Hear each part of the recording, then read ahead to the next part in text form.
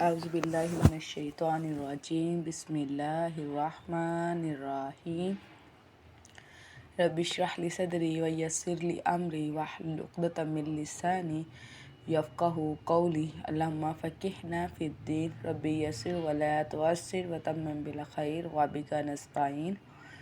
رب زدنی علما رب زدنی علما رب زدنی علما۔ السلام علیکم ورحمۃ اللہ وبرکاتہ۔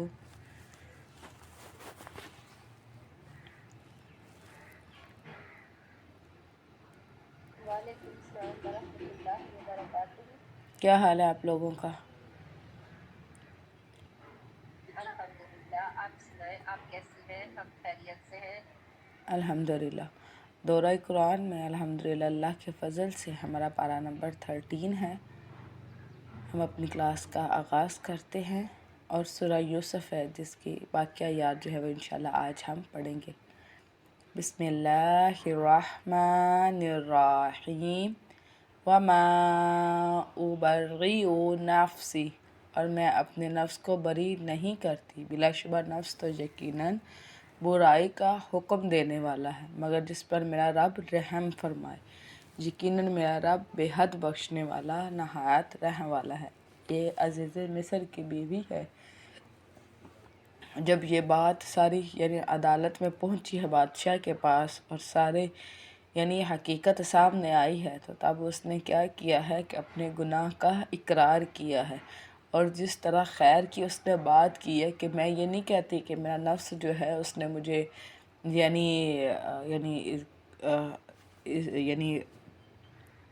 خیر کی بات کی، بلکہ مجھے میرے نفس نے کیا کیا،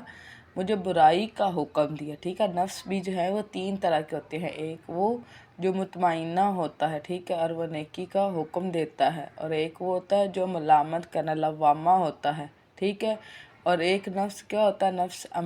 امارہ ہوتا ہے جو گناہوں کی طرف بلاتا ہے، ٹھیک ہے۔ تو وہ کیا کہتی ہے کہ مجھے میرے نفس نے یہ حکم دیا تھا، مگر میرے رب نے کیا کیا، اس کمزور لمحے پر ہمارے اوپر رحم کیا کہ ہم نے ایسا کوئی گناہ کیا نہیں ہے۔ اس کی باتوں سے یہ اندازہ ہو رہا ہے کہ جیسے اللہ نے اس کے دل میں خیر جو ہے وہ ڈال دی تھی اور نیکی کی اس کو پہچان دے دی تھی، ٹھیک ہے۔ نبی صلی اللہ علیہ وسلم فرماتے ہیں کہ تمہارا اس ساتھی کے بارے میں کیا ہے کہ اگر تم اس کو کھلاؤ پلاؤ اور اس کے ساتھ اچھا رویہ کرو تو وہ تمہیں تمہارے ساتھ برا رہے، اور اگر تم اس کو نہ کھلاؤ نہ پلاؤ اور بھوکا ننگا رکھو تو پھر وہ تمہارے ساتھ اچھا رہے۔ تو صحابہ نے کہا یہ تو بڑا برا ساتھی ہے، تو نبی صلی اللہ علیہ وسلم فرمایا کہ بس یہی تمہارا نفس ہے جو تمہارے سینوں میں موجود ہے۔ اور بادشاہ نے کہا اس کو میرے پاس لاؤ کہ میں اسے اپنے لیے خاص کر لوں۔ جب انہوں نے سیدنا یوسف علیہ السلام کی عقل و فہم کو دیکھا تو انہوں نے سیدنا یوسف علیہ السلام کو اپنے پاس بلایا تاکہ ان کو کسی خاص عہدے پر فائز کرے۔ پھر جب اس نے اس سے بات کی تو کہا بلا شبہ آج سے آپ ہمارے ہاں صاحب اقتدار اور امانت دار ہیں، آپ کی فصاحت کی وجہ سے اور آپ کی دانش مندی کی وجہ سے آپ کو ہمارے ہاں ایک اچھا اقتدار جو ہے وہ دیا جائے گا۔ یوسف نے کہا مجھے ملک کے خزانوں پر مقرر کر دے، یقیناً میں پوری طرح حفاظت کرنے والا خوب جاننے والا ہوں۔ اسلام میں اس چیز کی اجازت نہیں ہے کہ کوئی بھی عہدہ جو ہے وہ خود مانگا جائے، ٹھیک ہے، لیکن کوئی عہدہ مل جائے تو پھر اس کو ایمانداری کے ساتھ پیش کرنے سے۔ نبی صلی اللہ علیہ وسلم کی حدیث ہے کہ اپنے منہ سے کوئی بھی عہدہ جو ہے وہ نہ مانگو، ٹھیک ہے۔ پھر اگر عہدہ مل جائے اگر عہدہ مانگو گے تو اللہ تعالیٰ تمہیں اس عہدے کے حوالے کر دے گا، لیکن اگر تمہیں خود سے کوئی عہدہ مل جائے گا تو پھر اللہ تعالیٰ تمہارے لیے کافی ہو جائے گا، کیونکہ اس کے بارے میں بھی سوال ہوگا۔ یہاں پہ سیدنا یوسف علیہ السلام نے جو کہا اس میں 2 چیزیں تھیں، ایک تو انہوں نے اپنی کوالٹی بتائی ہے، ان کے پہ سکل بتائی ہے کہ میں اس چیز میں سکلفل ہوں، اور دوسری بات یہاں پہ عہدے کی وجہ سے انہوں نے نہیں کہا بلکہ عوام کے احساس کی وجہ سے کہا ہے کہ جو آگے کہت آنے والا ہے تو میرے اندر یہ شعور موجود ہے کہ اس کے ساتھ کیسے نپٹنا ہے، اور اس طرح ہم نے اس سرزمین میں یوسف کو اقتدار دیا۔ ان کو کیا کہتا ان کو وزیر خزانہ سمجھ لے، اس طرح کے عہدے پر ان کو فائز کیا گیا تھا۔ اس کو اقتدار دیا اور اس میں جگہ بناتا تھا، یعنی جہاں ان کا دل چاہتا تھا وہ وہاں پر جا سکتے تھے جہاں وہ چاہتا تھا۔ ہم جس کو چاہتے ہیں اپنی رحمت پہنچاتے ہیں۔ یہ دیکھیے یہ اللہ کا فضل ہے کہ جب مصر میں داخل ہوئے تو قیدی کی صورت میں داخل ہوئے ہیں، اور اب وہ جہاں چاہے وہاں پر وہ چل پھر سکتے ہیں، اور نیکی کرنے والوں کا اجر ہم ضائع نہیں کرتے۔ یعنی جو اللہ رب العزت کے فضل سے انہوں نے صبر کیا، جو قید خانے کی صحبتیں انہوں نے برداشت کی، تو اس پر اللہ تعالیٰ نے ان کے اجر کو ضائع نہیں کیا، وہیں پر ان کو اقتدار بھی دیا۔ اور یقیناً آخرت کا اجر ان لوگوں کے لیے بہت ہی بہتر ہے جو ایمان لائے اور اللہ تعالیٰ سے ڈرتے رہے۔ وَجَاءَ إِخْوَاتُهُ، اور یوسف کے بھائی آئے، پھر اس کے پاس داخل ہوئے تو اس نے انہیں پہچان لیا، اور وہ اس کو پہچاننے والے نہ تھے۔ یعنی جب قحط پڑا تو کنعان بھی یعنی اس لپٹ میں آ گیا، تو اب چونکہ غلہ وہاں سے مل رہا تھا تو ان کے بھائی وہاں سے غلہ لینے کے لیے آئے یوسف کے پاس۔ تو سیدنا یوسف علیہ السلام نے اپنے بھائیوں کو پہچان لیا، اور جب اس نے ان کے سامان کے ساتھ انہیں تیار کر دیا تو کہا اپنے اس بھائی کو میرے پاس لانا جو تمہارے باپ سے ہے، کیا تم دیکھتے نہیں ہو؟ یقیناً میں پورا ماپ دیتا ہوں۔ یعنی جب انہوں نے ان کو پورا سامان دے دیا تو ان سے بات چیت کرنے لگ گیا کہ تم کتنے بھائی ہو، کون ہے، کتنے آئے ہو، یعنی اس طرح بات کرتے۔ تو اس بات میں انہوں نے جب ان کو بتایا تو انہوں نے کہا کہ اچھا اپنے اس بھائی کو لے کے آنا جو تمہارے باپ کی طرف سے، یعنی جو ایک بھائی تمہارا پیچھے رہ گیا ہے اس کو بھی اگلی دفعہ ساتھ لے کے آنا، میں بہترین مہمان نوازی۔ تم دیکھتے نہیں ہو کہ میں ناپ تول میں بالکل بھی کمی نہیں کرتا اور میں اچھی مہمان نوازی کرتا ہوں۔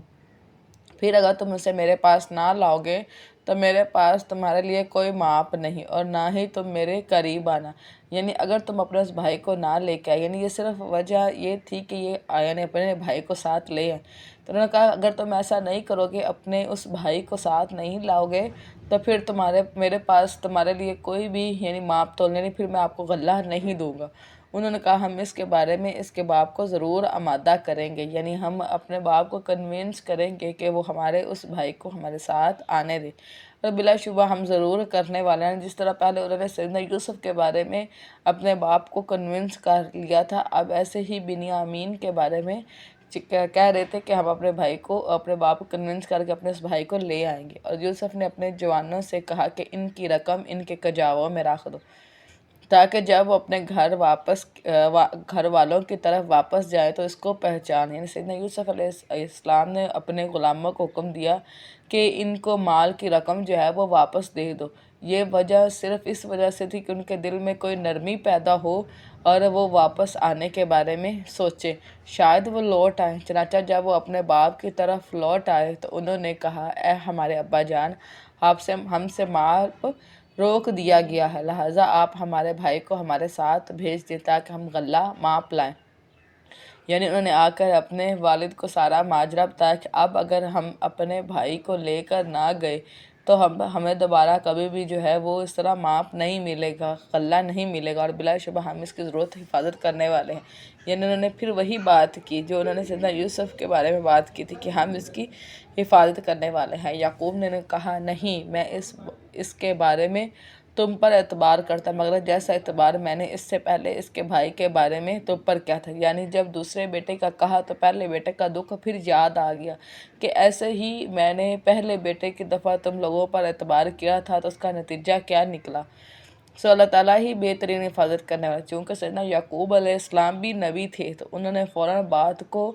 اصل کی طرف جو ہے وہ لٹایا کہ اصل حفاظت تو اللہ ہی کرنے والا ہے، اور وہ رحم کرنے والوں میں سب سے بڑھ کر رحم والا ہے۔ یعنی اللہ رحمان ہے، اور رحم کرنا اللہ کی صفت ہے۔ اور جب انہوں نے اپنا سامان کھولا تو انہوں نے پایا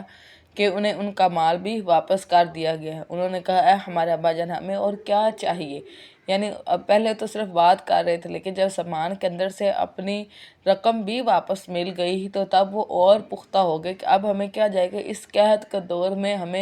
ہم سے پیسے لیے بغیر ہمیں ہمارا غلہ بھی دے دیا گیا اور پیسے بھی، تو اور ہمیں کیا چاہیے؟ یہ ہے ہمارا مال، ہمارے طرف لوٹا دیا گیا ہے، اور ہم اپنے اہل و عیال کے لیے غلہ لائیں گے اور ہم اپنے بھائی کی حفاظت کریں گے۔ وہ دوبارہ سے اس چیز پر جو ہے وہ ڈٹ گئی کہ اپنے بھائی یعنی اپنے باپ کو کنونس کر سکیں کہ آپ ہمارے بھائی کو ہمارے ساتھ بھیج دیں تاکہ ہم غلہ بھی لیں جو ہمارے اہل و عیال جو ہے وہ کھائیں گے، اور ہم جس بھائی کو آپ ہمارے ساتھ بھیجیں گے ہم اس کی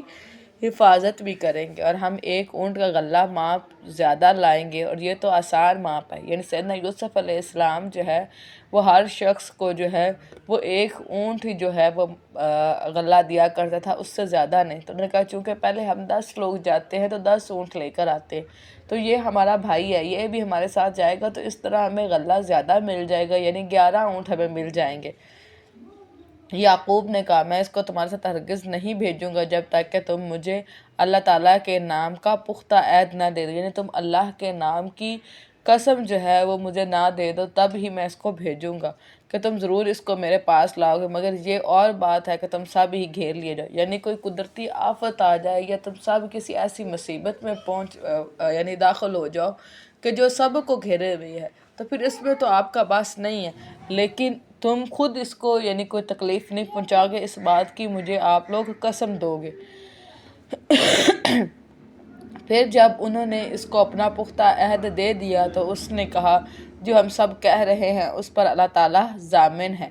یعنی اگر جب انہوں نے اس کا پختہ عہد دے دیا یعنی انہوں نے قسم اٹھا لی، تو پھر اس پر سیدنا یعقوب علیہ السلام نے بات کو پھر اللہ کی طرف لوٹا اور کہا کہ ہمارے ان عہدوں پر اللہ ہی ضامن ہے۔ اور یعقوب نے کہا اے میرے بیٹو تم سب ایک ہی دروازے سے داخل نہ ہونا بلکہ الگ الگ دروازوں سے داخل ہونا، اور میں تم سے اللہ تعالیٰ کی طرف سے آنے والی کسی چیز کو نہیں ہٹا سکتا۔ اب کیا تھا کہ یہ سیدنا یعقوب علیہ السلام کے ٹوٹل 12 بیٹے تھے، ٹھیک ہے، اس میں اب 11 بیٹے جو ہے وہ ایک ہی دفعہ شہر میں داخل ہونے لگ گئے، تو چونکہ نظر لگنا جو ہے وہ حق ہے، نبی صلی اللہ علیہ وسلم کی حدیث ہے کہ نظر برحق ہے، تو ان کے دل میں ایک بات آئی تو انہوں نے اپنے بیٹوں کو کہا کہ پہلے ایسے نہیں ہوتا تھا جس طرح ہمارے شہر کی ایسے سڑکیں،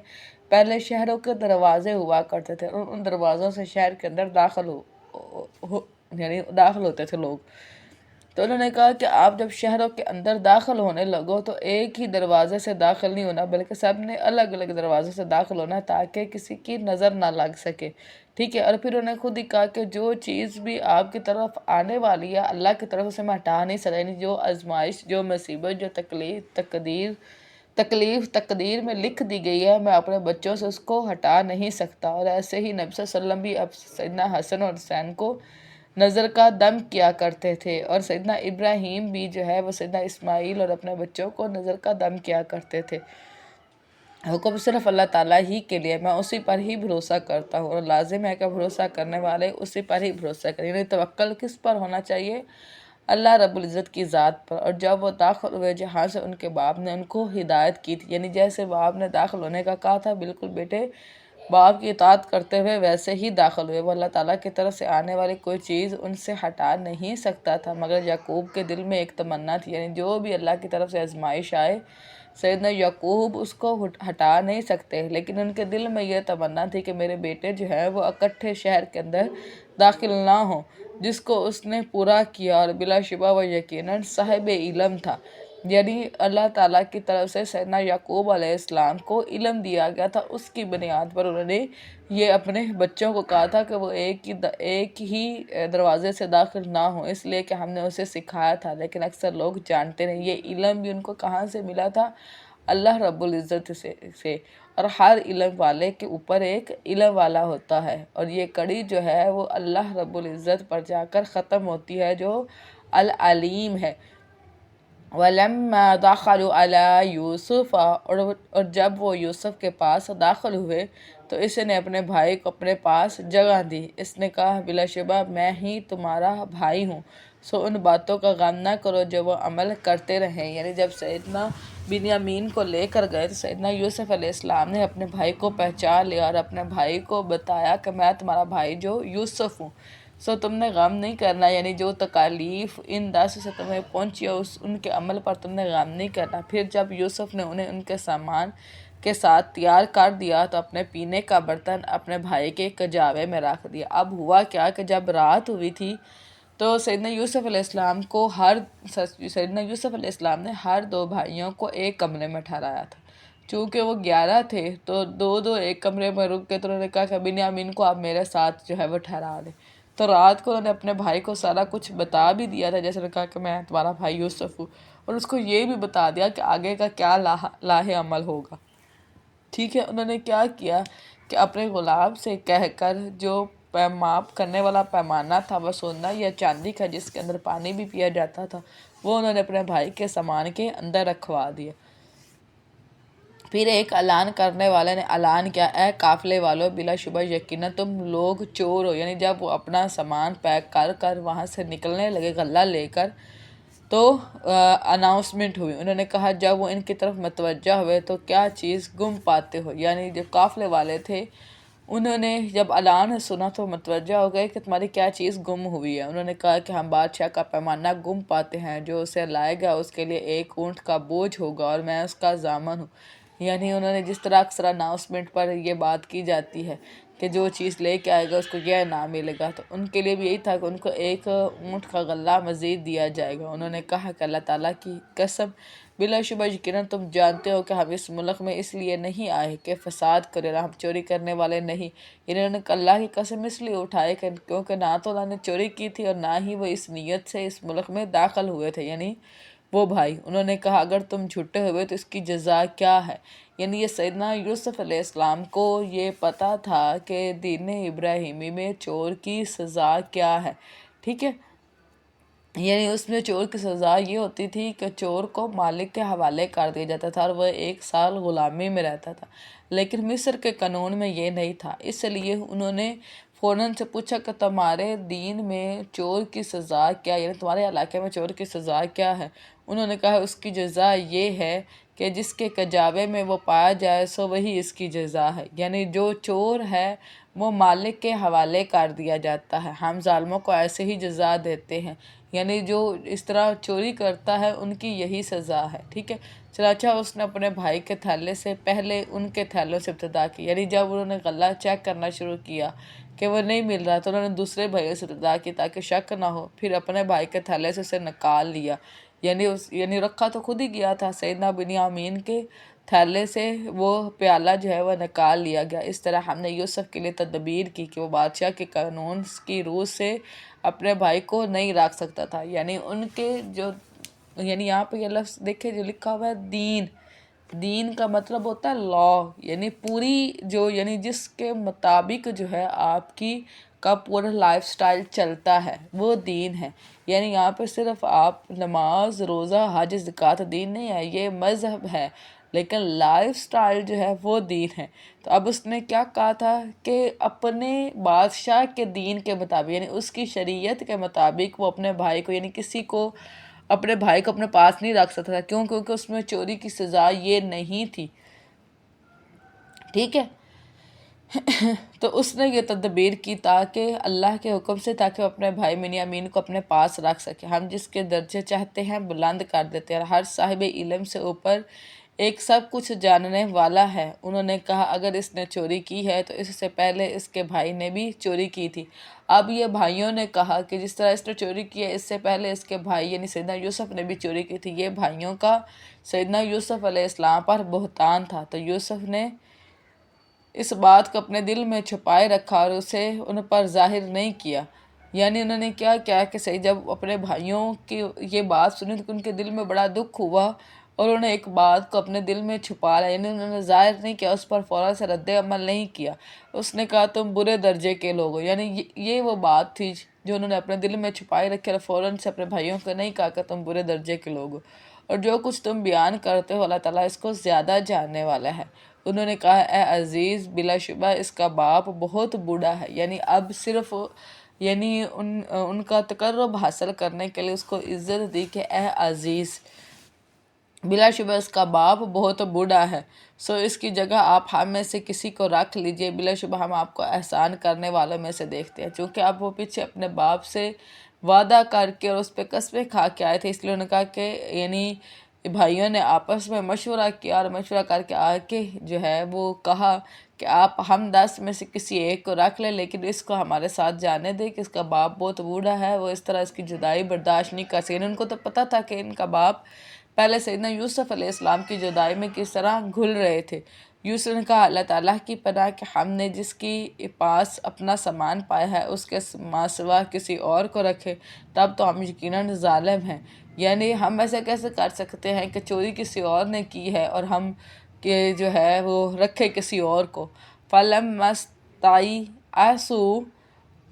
چنانچہ جب وہ اس سے نا امید ہو گئے، یعنی جب ان کو پتہ چل گیا کہ اب یہ ہماری بات نہیں مانے گا تو الگ ہو کر مشورہ کرنے لگے۔ ان کے بڑے نے کہا، یعنی یہ وہی بڑا بھائی ہے جو اس طرح یعنی جس نے قتل کا بھی کہا تھا کہ قتل نہ کرو، کیا تم نہیں جانتے کہ بلا شبہ تمہارے باپ نے یقیناً تم سے اللہ تعالیٰ کا پختہ عہد لے رکھا ہے؟ یعنی تم لوگوں کو اس بات کا پتہ ہونا چاہیے کہ ہم اللہ کی قسمیں دے کر آئے ہیں اور اس سے پہلے یوسف کے سلسلے میں بھی تم زیادتی کر چکے ہوئے ہو، یعنی یوسف کے ساتھ تم نے کیا کیا تھا۔ چنانچہ میں یہ زمین ہرگز نہیں چھوڑوں گا یہاں تک کہ میرے والد مجھے اجازت دے دے یا اللہ تعالیٰ میرا کوئی فیصلہ فرمائے، اور وہ سب فیصلے کرنے والوں سے بہتر ہے۔ یعنی یا تو میرا باپ ہی مجھے اجازت دے دے، وہ مجھے بلا لے تو میں اس کے پاس چلا جاؤں، یا پھر اللہ تعالیٰ میرے بارے میں کوئی فیصلہ فرما دے، یعنی کوئی فیصلہ آ جائے، اللہ مجھے حکم کر دے تو میں اس پر عمل کرتے ہوئے یہاں سے چلا جاؤں، یعنی کوئی ایسی تدبیر نکل آئے کہ میں یہاں سے چلا جاؤں، ورنہ میں یعنی اپنے اس بھائی کے بغیر میں یہاں سے نہیں جاؤں گا۔ تو اپنے والد کے پاس جاؤ، سو اس سے کہو کہ ہمارے ابا جان یقیناً آپ کے بیٹے نے چوری کی ہے، اور ہم نے تو صرف اسی بات کی گواہی دی ہے جو ہمیں معلوم ہے، یعنی چوری آپ کے بیٹے نے کی ہے، اور ہم نے جو گواہی دی ہے وہ اس بات کی کہ انہوں نے ہم سے پوچھا تھا کہ آپ کے دین میں چور کی کیا سزا ہے، تو جو ہمارے دین میں چور کی سزا تھی ہم نے صرف وہی اس کو بتائی ہے، اور غیب کی حفاظت کرنے والے تو ہم نہیں ہیں، یعنی ہمیں تو نہیں پتہ تھا کہ غیب میں کیا چل رہا ہے، اور آپ اس بستی کے لوگوں سے پوچھ لے جس میں ہم تھے اور اس قافلے سے پوچھ لے جس میں ہم آئے ہیں، اور بلا شبہ یقیناً ہم سچے ہیں۔ یعنی آپ کو اگر ہماری باتوں پر یقین نہیں آتا تو آپ بستی والوں سے پوچھ لے یا ان لوگوں سے پوچھ لے جن کے ساتھ ہم آئے ہیں۔ اس نے کہا بلکہ تمہارے دل نے ایک کام کو مزین بنا دیا ہے، سو میرا کام اچھا صبر ہے۔ یہ بات کس وجہ سے تھی؟ سیدنا یوسف علیہ السلام کے خواب کی وجہ سے تھی کہ ان کو پتہ تھا کہ انہوں نے چوری نہیں کی، لیکن ایک وقت ضرور ایسا آئے گا کہ جب ہم سب یعنی 11 بھائی بھی ہوں گے اور یعنی سورج اور چاند یعنی کہ ماں اور باپ وہ بھی ہوں گے جو سیدنا یوسف علیہ السلام کو سجدہ کریں گے، تو انہوں نے برسوں بعد وہی جملہ دوبارہ رپیٹ کیا جو سیدنا یوسف علیہ السلام کے کھو جانے پر کیا تھا، امید ہے کہ اللہ تعالیٰ ان سب کو میرے پاس لائے گا۔ یعنی ان سب سے مراد وہ بڑے بیٹے بھی جو وہاں پر رہ گئے تھے، اور سیدنا بنیامین بھی اور سیدنا یوسف علیہ السلام بھی۔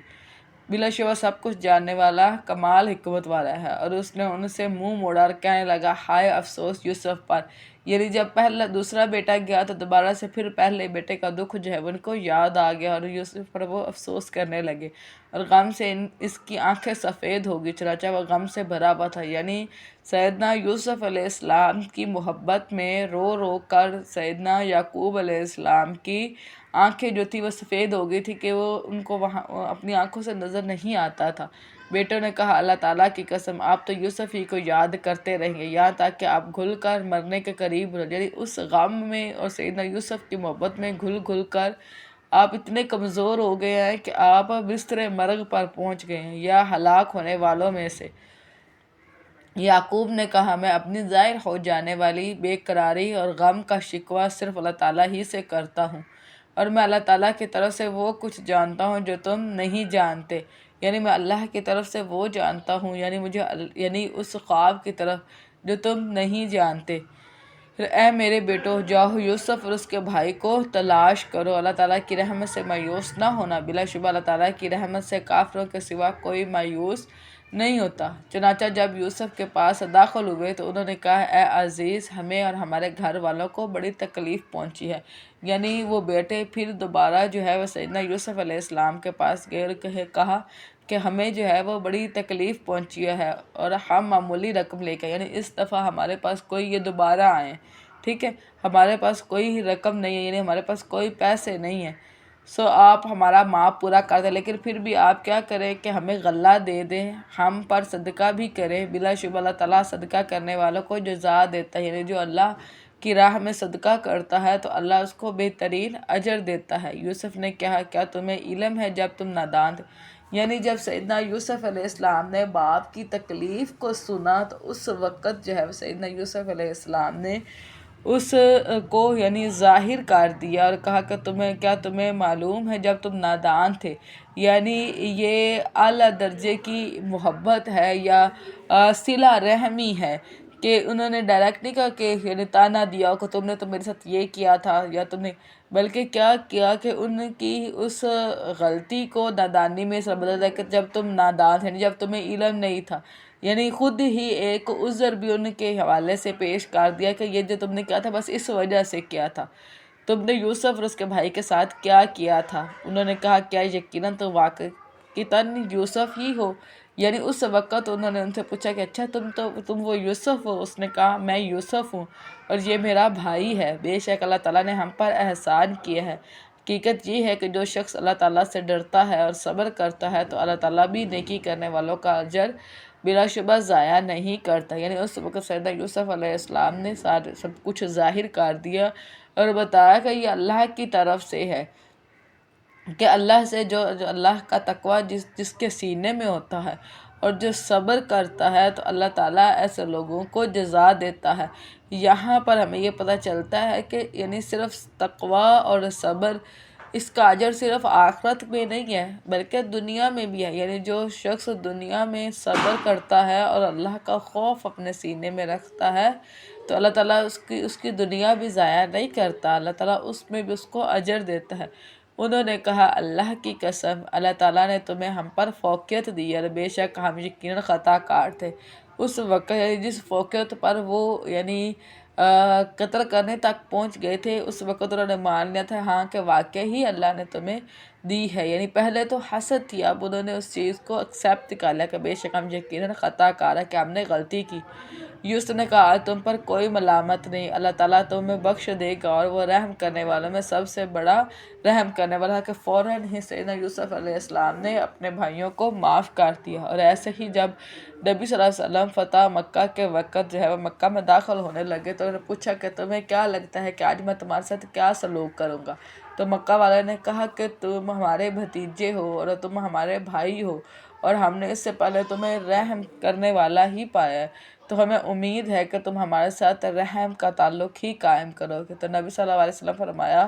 کہ آج میں بھی تمہارے ساتھ وہی کرتا ہوں جو سیدنا یوسف، میں تمہیں وہی کہتا ہوں جو سیدنا یوسف علیہ السلام نے اپنے بھائیوں سے کہا تھا کہ آج تم پر کوئی ملامت نہیں، اللہ تعالیٰ تمہیں بخش دے گا اور وہ رحم کرنے والوں میں سے سب سے بڑھ کر رحم والا ہے۔ اذهبوا بقمیصی، تم میری یہ قمیص لے جاؤ پھر اس کو میرے باپ کے چہرے پر ڈال دو، وہ بینا ہو جائے گا اور تم اپنے سب گھر والوں کو میرے پاس لے آؤ۔ اب یہ کیا تھا کہ سیدنا یوسف علیہ السلام نے اپنی قمیص پہ یعنی جس چیز میں کی وجہ سے تکلیف تھی اسی کی وجہ سے ہی اس نے دور ہونا تھا۔ یعنی تکلیف کس وجہ سے تھی؟ سیدنا یوسف علیہ السلام کی جدائی کی وجہ سے۔ تو چونکہ سیدنا یوسف علیہ السلام کے کرتے کے اندر ان کی خوشبو موجود تھی تو اسی وجہ سے ہی بنائی نے واپس آنا تھا۔ تو انہوں نے کیا کیا کہ جو بڑا بھائی رہ گیا تھا اس کو کاست بنا کر وہ قمیص دی اور کہا کہ یہ جا کر اپنے باپ کے چہرے پر جو ہے وہ ڈال دو۔ وَلَمَّا فَصَلَتِ الْعِيرُ، اور جب قافلہ جدا ہوا تو ان کے باپ نے کہا یقیناً میں یوسف کی خوشبو پا رہا ہوں، اگر تم مجھے بہکا ہوا نہ سمجھو۔ یعنی سیدنا یوسف علیہ السلام کے جو والد ہیں وہ اپنے دوسرے بیٹوں کو یہ بات کر رہے تھے، ٹھیک ہے۔ اب یعنی مصر سے کنعان کا جو فاصلہ ہے وہ تقریباً 8 دن کا فاصلہ تھا، یعنی اس وقت میں اب سے ابھی بھی یہ کوئی 250-300 میل جو ہے وہ سفر بنتا ہے، ٹھیک ہے۔ اب اللہ کی ذات ہے جنہوں نے یعنی ایک ہوا ایسی چلائی جس کے اندر سیدنا یوسف علیہ السلام کے کرتے کی خوشبو تھی اور اس کو سیدنا یعقوب تک پہنچا۔ یہ اللہ کا معجزہ تھا۔ یعنی جب پاس کے کنویں میں بیٹا پڑا ہوا ہے تو سیدنا یعقوب کو نہیں پتہ، اور جب وہ مصر میں بیٹا ہے اس کی خوشبو اللہ تعالیٰ نے سیدنا یعقوب علیہ السلام کو پہنچا دی۔ یہ معجزات ہوتے ہیں جو اللہ کی طرف سے عطا کیے جاتے ہیں۔ انہوں نے اپنے بچوں کو کہا کہ اگر آپ مجھے یعنی دیوانہ یعنی اس طرح نہ سمجھے کہ اس کی جدائی کی وجہ سے میں یہ بات کر رہا ہوں، تو میں یوسف کی خوشبو کو پا رہا کہ مجھے سیدنا یوسف علیہ السلام کی خوشبو آ رہی۔ انہوں نے کہا کہ اللہ تعالیٰ کی قسم، بے شک آپ تو یقیناً اپنے پرانے خبت میں ہیں، یعنی آپ اسی یعنی حضر میں ابھی بھی باتیں کر رہے ہیں۔ تو جب خوشخبری لانے والا آیا، اس نے یوسف کا قمیض اس کے چہرے پر ڈال دیا، چنانچہ وہ بینا ہو گیا، اور اس نے کہا کیا میں نے تم سے کہا نہیں تھا کہ بے شک میں اللہ تعالیٰ کی طرف سے وہ باتیں جانتا ہوں جو تم نہیں جانتے۔ یعنی یہ بڑا بیٹا تھا جو قمیض لے کر آیا تھا، اور اس نے اس کو باپ کے چہرے پر ڈال دیا، تو سیدنا یعقوب علیہ السلام کی بینائی جو ہے وہ واپس لوٹ آئی۔ انہوں نے کہا اے ہمارے ابا جان، آپ ہمارے لیے ہمارے گناہوں کی بخشش کی دعا کریں۔ یعنی تب جب یہ سارا معاملہ ہوا تو اس وقت سب بچوں نے یعنی بیٹوں نے اپنے باپ سے درخواست کی کہ آپ اللہ سے ہمارے بخشش کی دعا کریں۔ یعنی کچھ وقت ایسے ہوتے ہیں جن میں بخشش کی دعا کی جائے تو اللہ تعالیٰ جو ہے وہ دعاؤں کو سنتا ہے۔ یقیناً ہم ہی خطا کار تھے۔ یعقوب نے کہا میں تمہارے لیے جلد ہی اپنے رب سے بخشش کی دعا کروں گا، یقیناً وہی بے حد بخشنے والا نہایت رحم والا۔ یعنی فوراً سیدنا یعقوب علیہ السلام نے دعا نہیں کی، بلکہ اس وقت کا انتظار کیا جس وقت میں دعا قبول ہوتی ہے، اور وہ کون سا تھا؟ وہ سحر کا وقت تھا۔ جس طرح میں نے آپ کو کہا نا کہ یعنی ہم نے قرآن پاک میں پڑھا ہے کہ وہ سحری کے اوقات میں استغفار کرتے ہیں، بخشش کی دعائیں کرتے ہیں۔ یہ وہ وقت ہوتا ہے جب اللہ تعالیٰ گناہوں کو بخشتا ہے۔ تو سیدنا یعقوب علیہ السلام نے پھر سحری کے وقت میں جو ہے وہ اپنی اولاد کے لیے اللہ سے بخشش کی دعا کی۔ پھر جب وہ سب یوسف کے پاس داخل ہوئے تو اس نے اپنے ماں باپ کو اپنے پاس ہی جگہ دی۔ یعنی سیدنا یعقوب علیہ السلام جو تھے وہ نبی تھے، اور نبی آ رہے تھے۔ سیدنا یوسف علیہ السلام اپنے دوسرے وزراء اور سب کو لے کر یعنی شہر سے باہر جو ہے وہ نکلے، اور سیدنا یعقوب علیہ السلام کو عزت و احترام سے شہر کے اندر لے کر آئے، اور اپنے پاس یعنی اپنے تخت پر جو ہے اپنے والدین کو جگہ دی، اور کہا مصر میں داخل ہو جاؤ، اگر اللہ تعالیٰ نے چاہا تو امن والے ہو گئے۔ یعنی اس سے مراد یہ ہے کہ اب تم یعنی اس گاؤں سے ادھر اس شہر یعنی مصر میں جو ہے وہ رہو، اور اللہ کے حکم سے یہاں پر امن میں رہو گے۔ اور اس نے اپنے والدین کو اٹھا کر تخت پر بٹھایا، اور سب اس کے لیے سجدے میں جھک گئے۔ یہ سجدہ تعظیمی ہے جو سیدنا آدم علیہ السلام سے لے کر جو ہے وہ سیدنا عیسیٰ تک جو ہے وہ جاری رہا، اور اس کے بعد جو ہے اس کو ختم کر دیا گیا۔ نبی صلی اللہ علیہ وسلم کی شریعت میں یہ یعنی حرام تھا۔ اسی طرح ایک صحابی جو تھے وہ شام کی طرف انہوں نے سفر کیا تو وہاں کے لوگ اس طرح سجدہ کرتے تھے، انہوں نے آ کر نبی صلی اللہ علیہ وسلم کو سجدہ کیا۔ تو نبی صلی اللہ علیہ وسلم نے پوچھا کہ یہ تم کیا کر رہے ہو؟ تو انہوں نے کہا کہ میں نے وہاں پر لوگوں کو اس طرح دیکھا ہے کہ وہ اپنے لیڈروں کو اس طرح سجدہ کرتے ہیں، تو آپ سب سے زیادہ اس بات کا حق رکھتے ہیں کہ ہم آپ کو سجدہ کریں۔ تو نبی صلی اللہ علیہ وسلم نے فرمایا کہ سجدہ کرنا جو ہے وہ ہمارے دین میں حرام ٹھہرا دیا گیا، لیکن اگر سجدہ کرنے کی اجازت ہوتی تو میں بیوی کو کہتا کہ وہ اپنے شوہر کو سجدہ کرے۔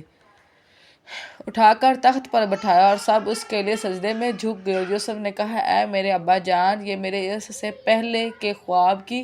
تعبیر ہے۔ یعنی یہ تقریباً کوئی 80 سال اور بعض میں آتا ہے کوئی 40 سال کے بعد یہ خواب جو ہے وہ پورا ہوا تھا، اور ان کو وہ یاد تھا جو انہوں نے اپنے ابا کے ساتھ اپنے خواب کو شیئر کیا تھا۔ یقیناً میرے رب نے اسے سچ کر دکھایا ہے، اور بے شک اس نے میرے ساتھ احسان کیا جب مجھے قید خانے سے نکالا۔ آپ بتایا کہ کیسے اللہ تعالیٰ نے ان کو قید خانے سے باہر نکالا اور آپ سب کو صحرا سے یہاں لے آیا، یعنی ان جنگلات سے اٹھا کر اس ملک میں لے آیا۔ اس کے بعد کہ شیطان نے میرے اور میرے بھائیوں کے درمیان جھگڑا ڈال دیا تھا، یعنی کس طرح شیطان نے ہم بھائیوں کو آپس میں جدا کر دیا تھا۔ یقیناً میرا رب جو چاہتا ہے اس کی باریک تدبیر کرنے والا ہے، یقیناً وہ سب کچھ جاننے والا کمال حکمت والا ہے۔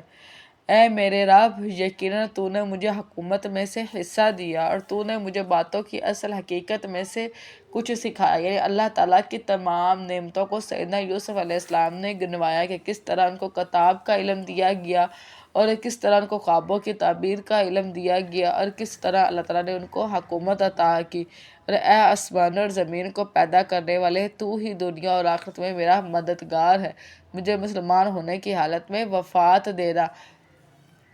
اور مجھے نیک لوگوں کے ساتھ ملا دینا. یعنی یہ اللہ تعالیٰ سے دعا کرنی چاہیے کہ اللہ انسان کو ایمان پر ہی زندہ رکھے اور ایمان پر ہی موت دے. یہ غیب کی کچھ خبریں ہیں جو ہم آپ کی طرف وحی کر رہے ہیں. یعنی اللہ رب العزت جو ہے وہ نبی صلی اللہ علیہ وسلم سے فرما رہے ہیں کہ یہ وہ غیب کی خبریں تھی جو ہم نے آپ کی طرف وحی کیا. نہ آپ ان کے پاس موجود تھے جب یوسف کے بھائیوں نے اپنے کام کا پختہ ارادہ کیا تھا. یعنی آپ اس وقت موجود نہیں تھے کہ آپ کو یہ قصہ معلوم ہوگا کیسے ان کے بھائیوں نے سیدنا یوسف علیہ السلام کو کنویں میں پھینکنے کا ارادہ کر لیا تھا جب وہ خفیہ تدبیریں کر رہے تھے. اور آپ خواہ کتنی ہی حرص رکھے اکثر لوگ ہرگز مومن نہیں ہوتے. یعنی آپ جتنے بھی حریص ہو جائیں تو یہ لوگ ایمان نہیں لانے والے. حالانکہ آپ اس پر ان سے کوئی معاوضہ بھی نہیں مانگتے. یعنی اے نبی آپ نے ان سے کوئی معاوضہ یعنی اس پر کوئی پیسے یا کوئی جو ہے وہ ٹیکس نہیں مانگا کہ آپ جو ان کو پیغام پہنچا رہے ہیں اس کے بدلے کچھ رقم آپ کو دی جائے. یہ تو جہان والوں کے لیے ایک نصیحت ہے. یعنی یہ قرآن جو ہے ذکر ہے کہ قرآن جو ہے وہ تمام جہانوں کے لیے ایک نصیحت ہے کہ جس کے اوپر عمل کر کے انسان اللہ تعالیٰ تک پہنچ سکتا ہے. اور آسمان اور زمین میں کتنی ہی نشانیاں ہیں جن پر سے وہ لوگ گزر جاتے ہیں. یعنی وہ جو بار بار آپ سے نشانی کا ڈیمانڈ کر رہے ہیں کہ یہ وہ نشانی لے آؤ یا یہ وہ نشانی لے آؤ, تو اللہ تعالیٰ فرما رہا ہے کہ آسمانوں اور زمین کے اندر اتنی نشانیاں ہیں اور یہ اس کو نہیں مانتے اور اس کے اوپر سے بے عقلوں کی طرح گزر جاتے ہیں. تو پھر وہ اس نشانے پر کیسے ایمان لائیں گے جو اللہ تعالیٰ آپ کو دے دے, اور وہ ان سے منہ موڑنے والے ہوتے ہیں. یعنی وہ ان اتنے بڑے یعنی جو عجائب ہو رہے ہیں کائنات میں اس سے وہ منہ موڑنے والے ہیں. اور ان میں سے اکثر لوگ اللہ تعالیٰ پر ایمان نہیں لاتے مگر اس حال میں کہ وہ مشرک ہوتے ہیں. تو کیا وہ اس سے بے خوف ہو گئے کہ ان پر اللہ تعالیٰ کے عذاب میں سے کوئی ڈھانپ لینے والی آفت آ جائے. یعنی ان کو ڈر نہیں لگتا کہ کسی بھی وقت اچانک اللہ کا عذاب جو ہے وہ آ سکتا ہے یا اچانک ان پر قیامت ہی آ جائے اور اس کا شعور بھی نہ رکھتے ہوں. یعنی قیامت جو ہے وہ اچانک آئے گی کہ یعنی جیسے جو بڑے بڑے یعنی قیامت کی نشانیں جب وہ ظاہر ہو جائیں گی تو اس کے بعد کیا یعنی جو چھوٹی نشانیاں ہیں وہ ایک کے بعد دوسری کے بعد تیسری یعنی فوراً سے دوسری نشانیاں بھی ہوتی رہیں گی. اور جب قیامت قائم ہوگی تو کہا جاتا ہے کہ ایسے کینچی سے کپڑا کاٹنے کے لیے کینچی کپڑے کے درمیان میں رکھی ہوئی ہوگی لیکن ابھی کپڑا کاٹ بھی نہیں سکیں گے, اس سے پہلے قیامت جو ہے وہ قائم ہو جائے گی. آپ کہہ دیں یہی میرا راستہ ہے, میں دلیل و برہان کی روشنی میں اللہ تعالیٰ کی طرف سے دعوت دیتا ہوں اور وہ بھی جنہوں نے میری پیروی کی ہے, اور اللہ تعالیٰ پاک ہے اور میں مشرکوں میں سے نہیں ہوں. اور ہم نے آپ سے پہلے کوئی رسول نہیں بھیجا مگر وہ سب مرد ہی تھے. یعنی اللہ رب العزت نے جتنے بھی انبیاء کو دنیا میں بھیجا وہ سارے کے سارے کیا تھے, مرد تھے. ہم بستیوں والوں میں سے ان کو وحی کرتے ہیں, وہ کوئی فرشتے نہیں تھے. اور ہم کیا کرتے ہیں کہ ان کی طرف وحی کرتے ہیں. یعنی اللہ رب العزت جو ہے وہ اپنی طرف سے فرشتوں کی طرف یعنی اپنی طرف سے اپنے انبیاء کی طرف وحی کرتے ہیں پیغام کو. تو کیا انہوں نے زمین میں سفر نہیں کیا کہ وہ دیکھیں ان سے پہلے لوگوں کا انجام کیسا ہوا. یعنی وہ دیکھے تو صحیح کہ ان سے پہلے قوم عاد اور قوم سمود اور قوم نوح اور قوم لوط ان کی کیا حالتیں ہوئی. اور یقیناً آخرت کا گھر ان کے لیے ہی بہتر ہے جو اللہ تعالیٰ سے ڈرے. یعنی جو اللہ کا خوف رکھتا ہے وہی بہتر آخرت کے بہترین گھر کا بھی حقدار ہے. جیسے کہ سورہ احبار میں نا کہ جو اللہ کے سامنے کھڑا ہونے سے ڈرا تو اس کے لیے جنتان 2 باغ ہیں. کیا پھر بھی تم سمجھتے نہیں ہو حتیٰ کہ جب رسول مایوس ہو گئے اور لوگوں نے سمجھا کہ یقیناً ان سے واقعی ہی جھوٹ کہا گیا تھا تو ان کو ہماری مدد پہنچ گئی, پھر جسے ہم نے چاہا اسے بچا لیا گیا. یعنی اس کے بارے میں جب سیدنا عائشہ سے پوچھا گیا تو انہوں نے فرمایا کہ رسول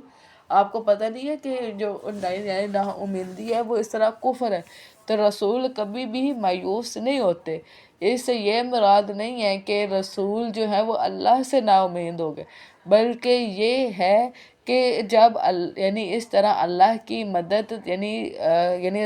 آزمائش کا پیریڈ لمبا ہوا تو رسول اس وجہ سے پریشان ہو گئے کہ جو لوگ ایمان لائے ہیں وہ اس طرح یعنی آزمائشیں برداشت کرنے کی وجہ سے یہ نہ ہو کہ وہ بھی ایمان سے چلے جائیں. تو اس لیے رسول ان سے مایوس ہو گئے کہ کہیں وہ اپنے ایمان سے نہ ہٹ جائے،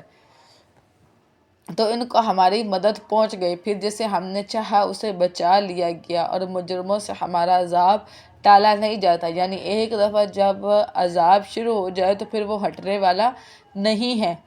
اور بلا شبہ یقیناً ان کے واقعات میں ہمیشہ سے عقل مندوں کے لیے بڑی عبرت ہے، یہ ایسی بات نہیں ہے جو گھڑ لی گئی ہو، لیکن اس کی تصدیق ہے جو اس سے پہلے ہے، یعنی اس سے پہلے جو آسمانی کتابیں ہیں یہ اس کی تصدیق کرتی ہیں، اور ہر چیز کی تفصیل ہے، اور ان لوگوں کے لیے ہدایت اور رحمت ہے جو ایمان لاتے ہیں، یعنی جو اس پر یقین رکھتے ہیں، ایمان رکھتے ہیں، ان کے لیے یہ رحمت ہے، یعنی یہ کتاب بعض لوگوں کو ذلیل کرے گی اور بعض کو بلند کرے گی، یعنی اس کے ذریعے سے ہی لوگوں کے مقام و مرتبہ بلند ہوں گے، اور اس کی وجہ سے ہی لوگ ذلیل اور رسوا ہوں گے۔ اللہ کے فضل سے سورہ یوسف جو ہے وہ ہماری مکمل ہوتی ہے، اور ہم سورہ رعد کا آغاز کرتے ہیں۔ سورہ رعد جو ہے وہ مکی ہے، اور اس میں 43 آیات اور 6 رکوع ہے۔ بسم اللہ الرحمن الرحیم، الف لام میم را، یہ حروف مقطعات ہیں، اور ان کا علم جو ہے وہ اللہ رب العزت کے پاس ہے، لیکن جن صورتوں کے آغاز میں یہ حروف آتے ہیں وہ صورتیں اس بات پر یعنی دلیل دیتی ہیں کہ یہ کتاب اللہ رب العزت کی طرف سے ہی اتاری گئی ہے، یہ کتاب الہی کی آیات ہے، اور جو کچھ آپ کی رب کی جانب سے آپ پر نازل کیا گیا ہے وہ حق ہے، یعنی اللہ کی طرف سے جو کچھ نبی کو عطا کیا گیا وہ یعنی سچ ہے، لیکن اکثر لوگ ایمان نہیں لاتے۔ اللہ تعالیٰ وہ ذات ہے جس نے آسمانوں کو بغیر کسی ستون کے بلند کیا ہے، یعنی آپ آسمانوں کی طرف تو دیکھیں، آپ ایک چھت بھی بناتے ہیں تو وہ بغیر کسی سہارے کے کھڑی نہیں ہو سکتی، تو اللہ رب العزت نے اتنا وسعتوں والا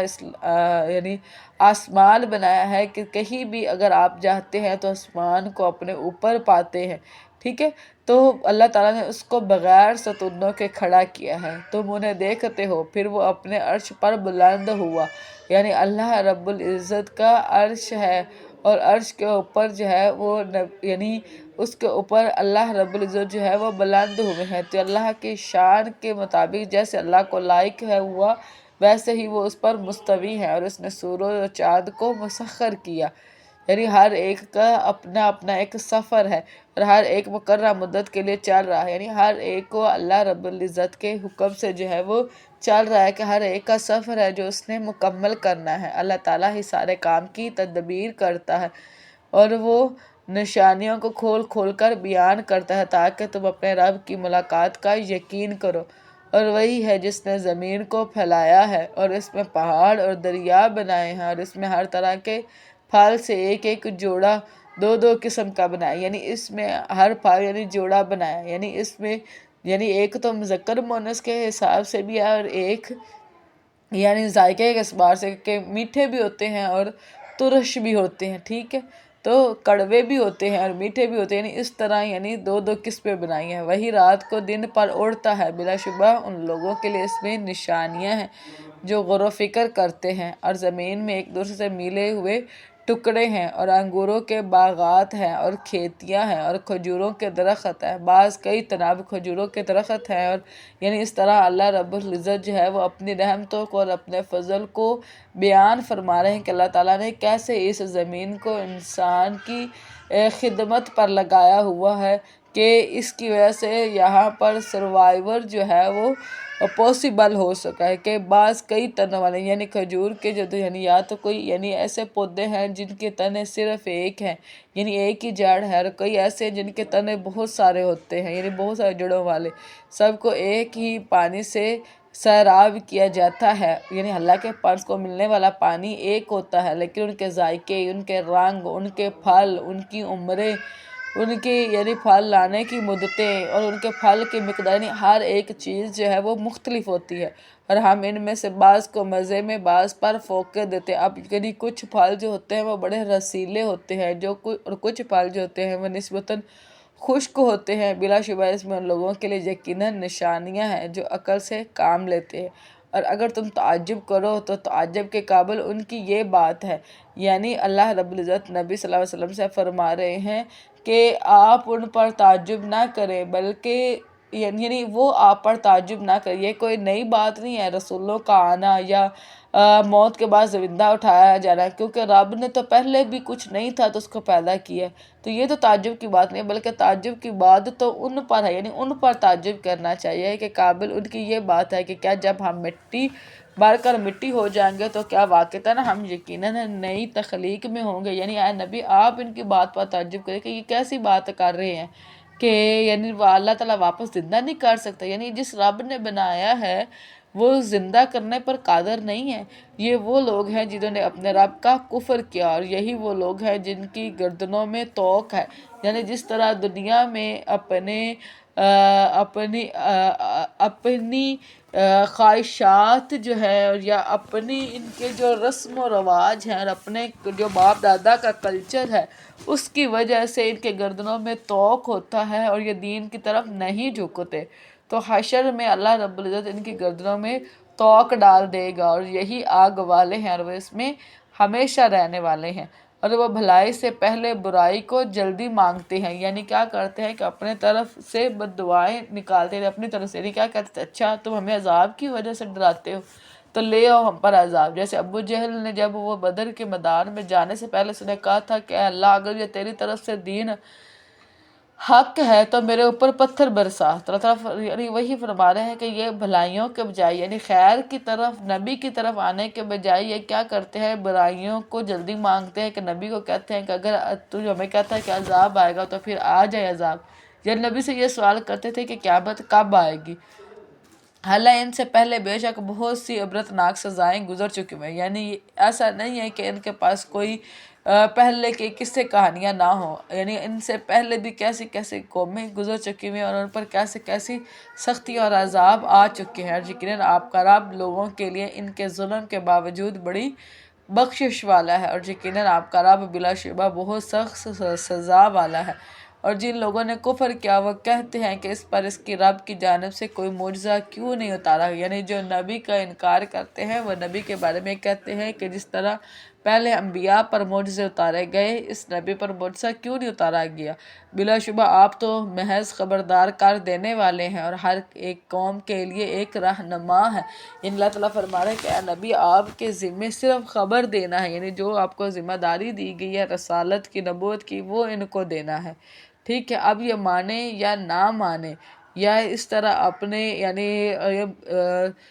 ثبوت کے طور پر معجزے مانگتے رہے تو یہ ان کا اور ان کے رب کا جو ہے وہ معاملہ ہے اور وہ خود ان سے نپٹیں گے۔ اللہ یعلم ما، اللہ تعالیٰ جانتا ہے جو کچھ ہر مادہ اٹھاتی ہے اور جو کچھ رحم کم کرتے ہیں اور جو وہ زیادہ کرتے ہیں، اور ہر اس چیز کے یہاں ایک اندازے سے ہے، یعنی اللہ رب العزت فرما رہے ہیں کہ جانوروں میں بھی اور انسانوں میں اللہ کی ذات جانتی ہے کہ ماں کے رحم میں کیا ہے، یعنی ماں نے کیا اٹھایا، خود ماں کو بھی پتہ نہیں ہوتا کہ میرے اندر جو بچہ پل رہا ہے اس کا جینڈر کیا ہے۔ یہ علم الغیب میں سے ہے، علم الغیب کی 5 کنجیاں ہیں جو صرف اور صرف اللہ تعالیٰ کو پتہ ہے۔ اللہ کو پتہ ہے کہ کوئی انسان کیا کمائے گا، یعنی کل اس نے کیا کمانا ہے، اللہ کو پتہ ہے کہ کس انسان کو موت کب آنی ہے اور کہاں آنی ہے، اللہ کو ہی پتہ ہے کہ بارش یعنی کہاں ہوگی، ٹھیک ہے، یا کب ہوگی، ٹھیک ہے، اللہ کو ہی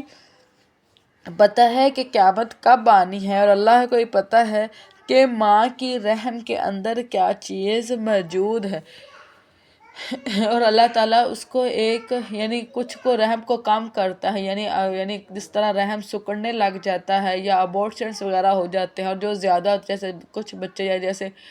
پھلتے پھولتے ہیں اور اپنی یعنی 9 ماہ کی پریگننسی کمپلیٹ ہوتی ہے، ہر چیز کے لیے اس کے ہاں ایک اندازہ ہے، وہ پوشیدہ اور ظاہر کو جاننے والا ہے، بہت بڑا ہے، نہایت بلند ہے، اس کے لیے برابر ہے جو چھپا کر بات کرے اور جو اس کو بلند آواز سے کرے، یعنی اللہ تعالیٰ اتنا باریک بھی ہیں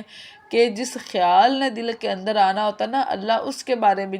بھی جانتے ہوتے ہیں۔ تو اللہ تعالیٰ فرما رہے ہیں کہ اللہ تعالیٰ کے لیے یعنی پردہ ایگزسٹ نہیں کرتا، اللہ تعالیٰ کے لیے ہر چیز علم میں ہے، یعنی اگر کوئی ظاہر کر رہا ہے پھر بھی اللہ جانتا ہے، اور اگر کوئی ظاہر نہیں کر رہا پھر بھی اللہ جانتا ہے۔ اور وہ جو رات کو چھپنے والا ہے اور دن میں چلنے والا ہے، اس شخص کے لیے اس کے آگے سے اور اس کے پیچھے سے باری باری آنے والے کئی پہرہ دار ہیں، یعنی اس سے مراد فرشتے ہیں، اور رات کو بہت سارے فرشتے اترتے ہیں جو انسانوں کے ساتھ ہوتے ہیں، اور اسی طرح ہی صبح کے فرشتے، اور اس طرح دن کے فرشتے یعنی صبح کے فرشتے، یعنی جو دن کے فرشتے ہوتے ہیں وہ عصر کے وقت جاتے ہیں، اور جو رات کے فرشتے ہوتے ہیں وہ عصر کے وقت آتے ہیں، اور اس وقت یہ فرشتے اکٹھے ہوتے ہیں فجر اور عصر کے وقت۔ اور اللہ کے ہاں پھر ان کی پیشی بھی ہوتی ہے کہ یہ کس حال میں اپنے بندے کو چھوڑ کر آئے ہیں، جو اللہ تعالیٰ کے حکم سے ان کی حفاظت کرتا ہے۔ اس کے علاوہ بھی بہت سارے حفاظت کے فرشتے ہوتے ہیں جو انسان کے ساتھ ہوتے ہیں۔ اور بے شک اللہ تعالیٰ نہیں بدلتا جو کسی قوم میں ہو، یہاں تک کہ وہ بدل دے جو ان کے دلوں میں ہو۔ یعنی اللہ رب العزت جو ہے کسی قوم کو جو نعمت عطا کرتے ہیں اس کو وہ نہیں بدلتے، یعنی اس نعمت کو واپس نہیں لے جاتے جب تک کہ ان کے دلوں میں وہ ہو جو بدل، یعنی جب تک ان کے دل جو ہے وہ اس نعمت سے نہ بدل، یعنی جب وہ اس نعمت کی ناشکری کرنے لگ جاتے ہیں تو اللہ تعالیٰ اس سے ان لوگوں سے وہ نعمت واپس لے لیتے ہیں۔ اور جب اللہ تعالیٰ کسی قوم سے برائی کا ارادہ کرتا ہے تو کوئی اس کو ہٹانے والا نہیں ہوتا، اور نہ ہی اللہ تعالیٰ کے سوا ان کے لیے کوئی مددگار ہے۔ وہی ہے جو تمہیں خوف اور امید کے لیے بجلی دکھاتا ہے۔ یعنی پوچھا گیا نا کہ بجلی کیا ہے، تو انہوں نے کہا کہ بجلی پانی ہے۔ یعنی خوف کیا ہے کہ بجلی کے گرنے کا خوف ہے، اور امید کیا ہے کہ اب جو بجلی کڑک رہی ہے اس کے بعد بارش آئے گی، اور وہ بہت جلد بادل پیدا کرتا ہے، اور بادل کی گرج اس کی حمد کے ساتھ اس کی تسبیح کرتی ہے۔ یعنی جو بادلوں کے اندر سے آواز آتی ہے وہ کیا ہوتی ہے کہ وہ اپنے اللہ کی حمد اور تسبیح بیان کر رہے ہیں۔ اسی طرح ہی کچھ یہودی جو ہے وہ نبی صلی اللہ علیہ وسلم کے پاس آئے اور انہوں نے سوال کیا تھا کہ یہ جو ہے رعد یہ کیا ہے، یعنی جو بادلوں میں سے آواز آتی ہے وہ کیا ہے، تو انہوں نے کہا کہ رعد ایک طرح کا فرشتہ ہے جو اللہ کے حکم سے بادلوں کو چھڑکتا ہے اور اس طرف لے جاتا ہے ہانک کر جس طرف اللہ تعالیٰ نے حکم دیا ہوتا ہے بارش برسانے کا، اور فرشتے اس کے خوف سے اور وہ کڑکنے والی بجلیاں بھیجتا ہے، پھر جس پر چاہتا ہے انہیں گرا دیتا ہے، اور وہ اللہ تعالیٰ کے بارے میں جھگڑ رہے ہوتے ہیں، اور وہ بہت سخت قوت والا ہے، اور اسی کو پکارنا برحق ہے۔ یعنی اللہ ہی اس بات کا حق رکھتا ہے کہ اللہ کو ہی پکارا جائے، اور اس کے سوا جن کو وہ پکارتے ہیں وہ ان کی دعا قبول نہیں کرتے۔ اللہ کو چھوڑ کر جس کو بھی آپ کو پکارو گے تو آپ کے ہاتھ جو ہے وہ خالی لوٹ آئے گے، جیسے نبی کی حدیث ہے نا کہ اگر تمہاری جوتی کا تسمہ بھی ٹوٹ جائے تو وہ بھی اللہ سے مانگو، مگر اس شخص کی طرح جو پانی کی طرف اپنے دونوں ہتھیلیاں پھیلانے والا ہے تاکہ وہ اس کے منہ تک پہنچ جائے، حالانکہ وہ اس تک ہرگز پہنچنے والا نہیں۔ اور کافروں کا پکارنا تو گمراہی ہے، یعنی کافر جو ہے وہ اللہ کو چھوڑ کر جتنے بھی بتوں کو پکارتے ہیں، یعنی ان کو اپنی مدد کے لیے پکارتے ہیں، تو ان کا پکارنا بالکل ایسے ہی ہے کہ جیسے کسی شخص کو پیاس لگی ہوئی ہو اور وہ پانی کے پاس نہ جائے بلکہ پانی کی طرف صرف اپنا ہاتھ بڑھا دے یا منہ بڑھا دے اور دور سے ہی پانی پانی کہتا رہے، تو کیا وہ پانی اس کے منہ کے اندر آ کے اس کی پیاس بجھا سکتا ہے؟ نہیں بجھا سکتا نا۔ تو ایسے ہی اگر یہ اپنے بتوں کو اللہ کو چھوڑ کر اپنے بتوں کو پکارتے رہے تو ان کے بت جو ہیں وہ ان کی دعائیں قبول نہیں کر سکتے۔ وَلِلَّهِ يَسْجُدُ مَا فِي السَّمَاوَاتِ وَالْأَرْضِ، اور آسمانوں اور زمین کی تمام مخلوق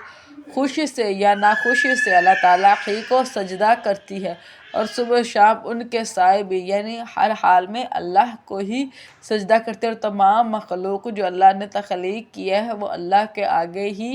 جھکی ہوئی ہے۔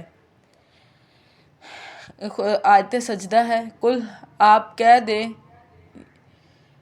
من رب السماوات والارض، آپ پوچھے آسمانوں اور زمین کا رب کون ہے؟ کہہ دو اللہ تعالیٰ ہی ہے۔ آپ کہہ دیں کیا پھر بھی تم نے اس کے سوا کچھ کارساز بنا رکھے ہیں؟ یعنی جب ان سے پوچھا جاتا کہ آسمان کو کس نے بنایا تو کہیں گے اللہ تعالیٰ نے، زمین کو کس نے بنایا تو کہیں گے اللہ تعالیٰ سے۔ تو اللہ تعالیٰ فرما رہا ہے کہ پھر ان سے پوچھو کہ اگر یہ اپنے منہ سے مانتے ہیں کہ ساری تخلیق کا جو رب ہے وہ اللہ ہی ہے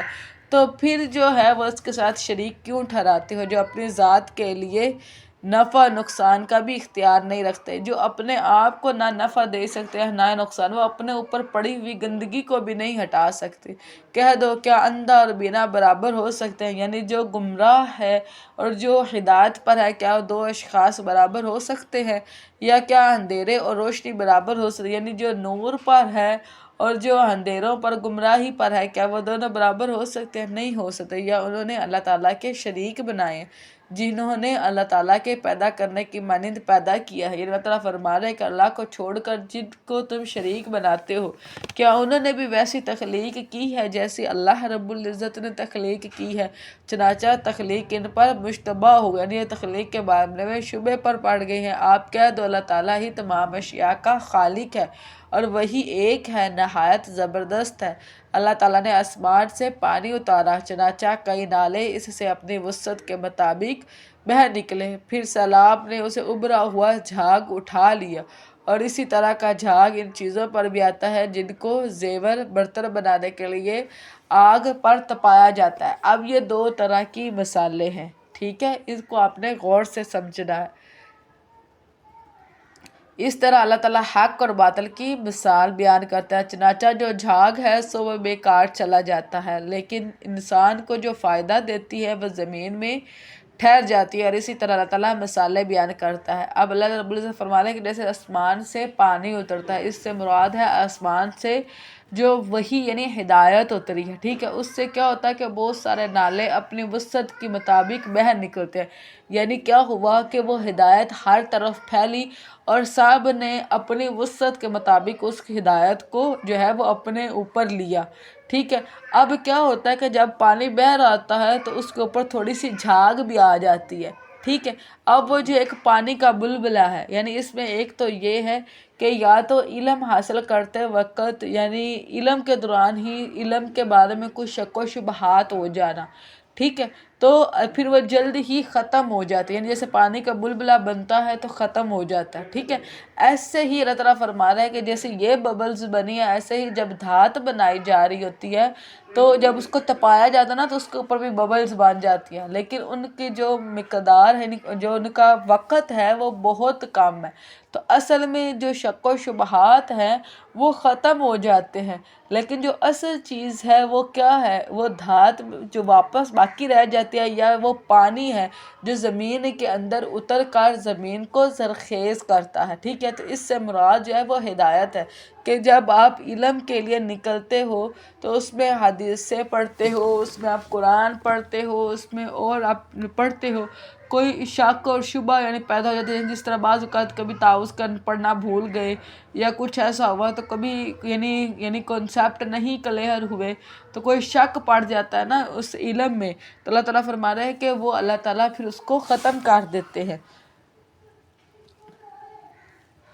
جن لوگوں نے اپنے رب کی بات قبول کر لی ان کے لیے بھلائی ہے، اور جن لوگوں نے قبول نہیں کی، اگر ان کے پاس واقعتاً وہ سب ہو جو زمین میں ہے اور اس کے ساتھ اتنا اور بھی ہو تو وہ ضرور اس کو فدیے میں دے دیں گے، یعنی حشر والے دن وہ سب کچھ فدیے میں دیں گے، لیکن وہ ان سے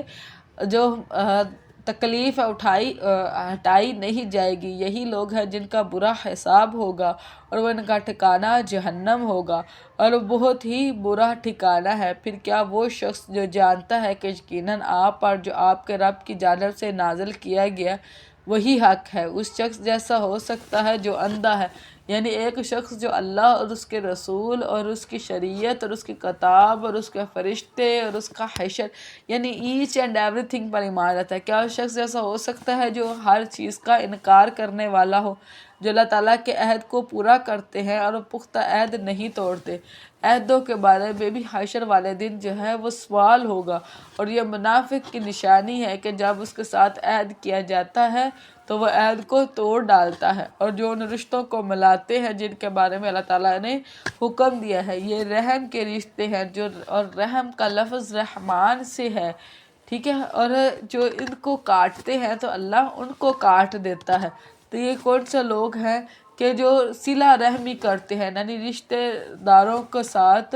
تعلقوں کو قائم رکھتے ہیں اور وہ اپنے رب سے ڈرتے ہیں اور برے حساب کا خوف رکھتے ہیں، اور جن لوگوں نے اپنے رب کی رضا حاصل کرنے کے لیے صبر کیا اور نماز قائم کی اور ہمارے دیے ہوئے رزق میں سے پوشیدہ اور اعلانیہ خرچ کیا۔ اب کیا ہے کہ اللہ کی رضا کے لیے وہ کیا کرتے ہیں؟ نماز کو قائم کرتے ہیں، اور اللہ کے دیے ہوئے رزق میں سے کیا کرتے ہیں؟ صدقات دیتے ہیں، اور ان صدقات میں پوشیدہ اور ظاہر بھی، یعنی جو فرض صدقے ہیں وہ ظاہر ہو کر، اور جو نفل صدقے ہیں وہ چھپا کر، اور جو بھلائی سے برائی کو ہٹاتے ہیں، یعنی جب ان کو کوئی تکلیف پہنچ جاتی ہے تو ان کو اچھے طریقے سے یعنی اس پر صبر کر کے اس کو دور کرتے ہیں۔ انہی کے لیے اس گھر کا اچھا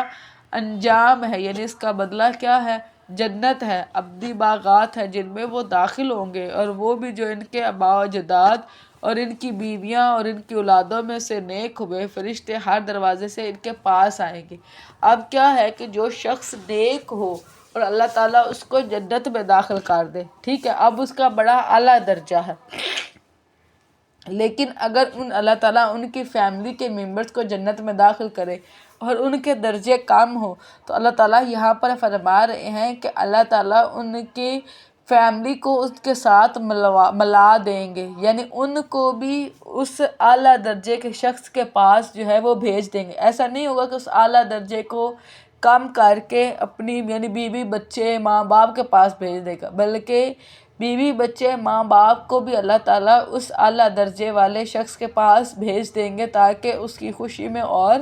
اضافہ ہو، اور فرشتے ہر دروازے سے آ کر ان کے پاس آئیں گے، یعنی ان کو سلام کہیں گے، تم پر سلام ہو اس کے بدلے جو تم نے صبر کیا، یعنی دنیا میں جو تکالیف تمہیں آئی اس پر جو تم نے صبر کیا، یہ گھر اس کا بدلہ ہے۔ سو کتنا ہی اچھا ہے اس گھر کا انجام، اور جو اللہ تعالیٰ کے عہد کو اس کی پختگی کے بعد توڑ ڈالتے ہیں اور وہ اس کو کاٹ ڈالتے ہیں، جن کے بارے اللہ تعالیٰ نے حکم دیا کہ انہیں ملایا، یعنی کیا ہے کہ اللہ کے ساتھ ہی جو انہوں نے عہد کیا تھا پہلے تو وہ اس کو ہی توڑتے ہیں، پھر کیا کرتے ہیں کہ وہ اس کو کاٹ دیتے ہیں کہ جس کو اللہ نے حکم دیا کہ اس کو ملایا جائے، یعنی رشتہ داری کو کاٹ دیتے ہیں۔ آپ نے دیکھا ہوگا کہ کچھ رشتہ دار یعنی اس طرح ہوتے ہیں کہ اتنے سال جو ہے وہ بات ہی نہیں کرتے آپس میں، یعنی ان کی ایسی دشمنیاں تو کسی غیر کے ساتھ بھی نہیں ہوتی جیسی دشمنیاں انہوں نے اپنے اس کے ساتھ جو ہے وہ بنائی ہوئی ہوتی ہیں۔ تو اللہ تعالیٰ نے اس چیز کو پسند نہیں کیا، بلکہ وہ کیا کرتے ہیں کہ اللہ تعالیٰ یعنی برے لوگوں کی یہ مثال جو ہے وہ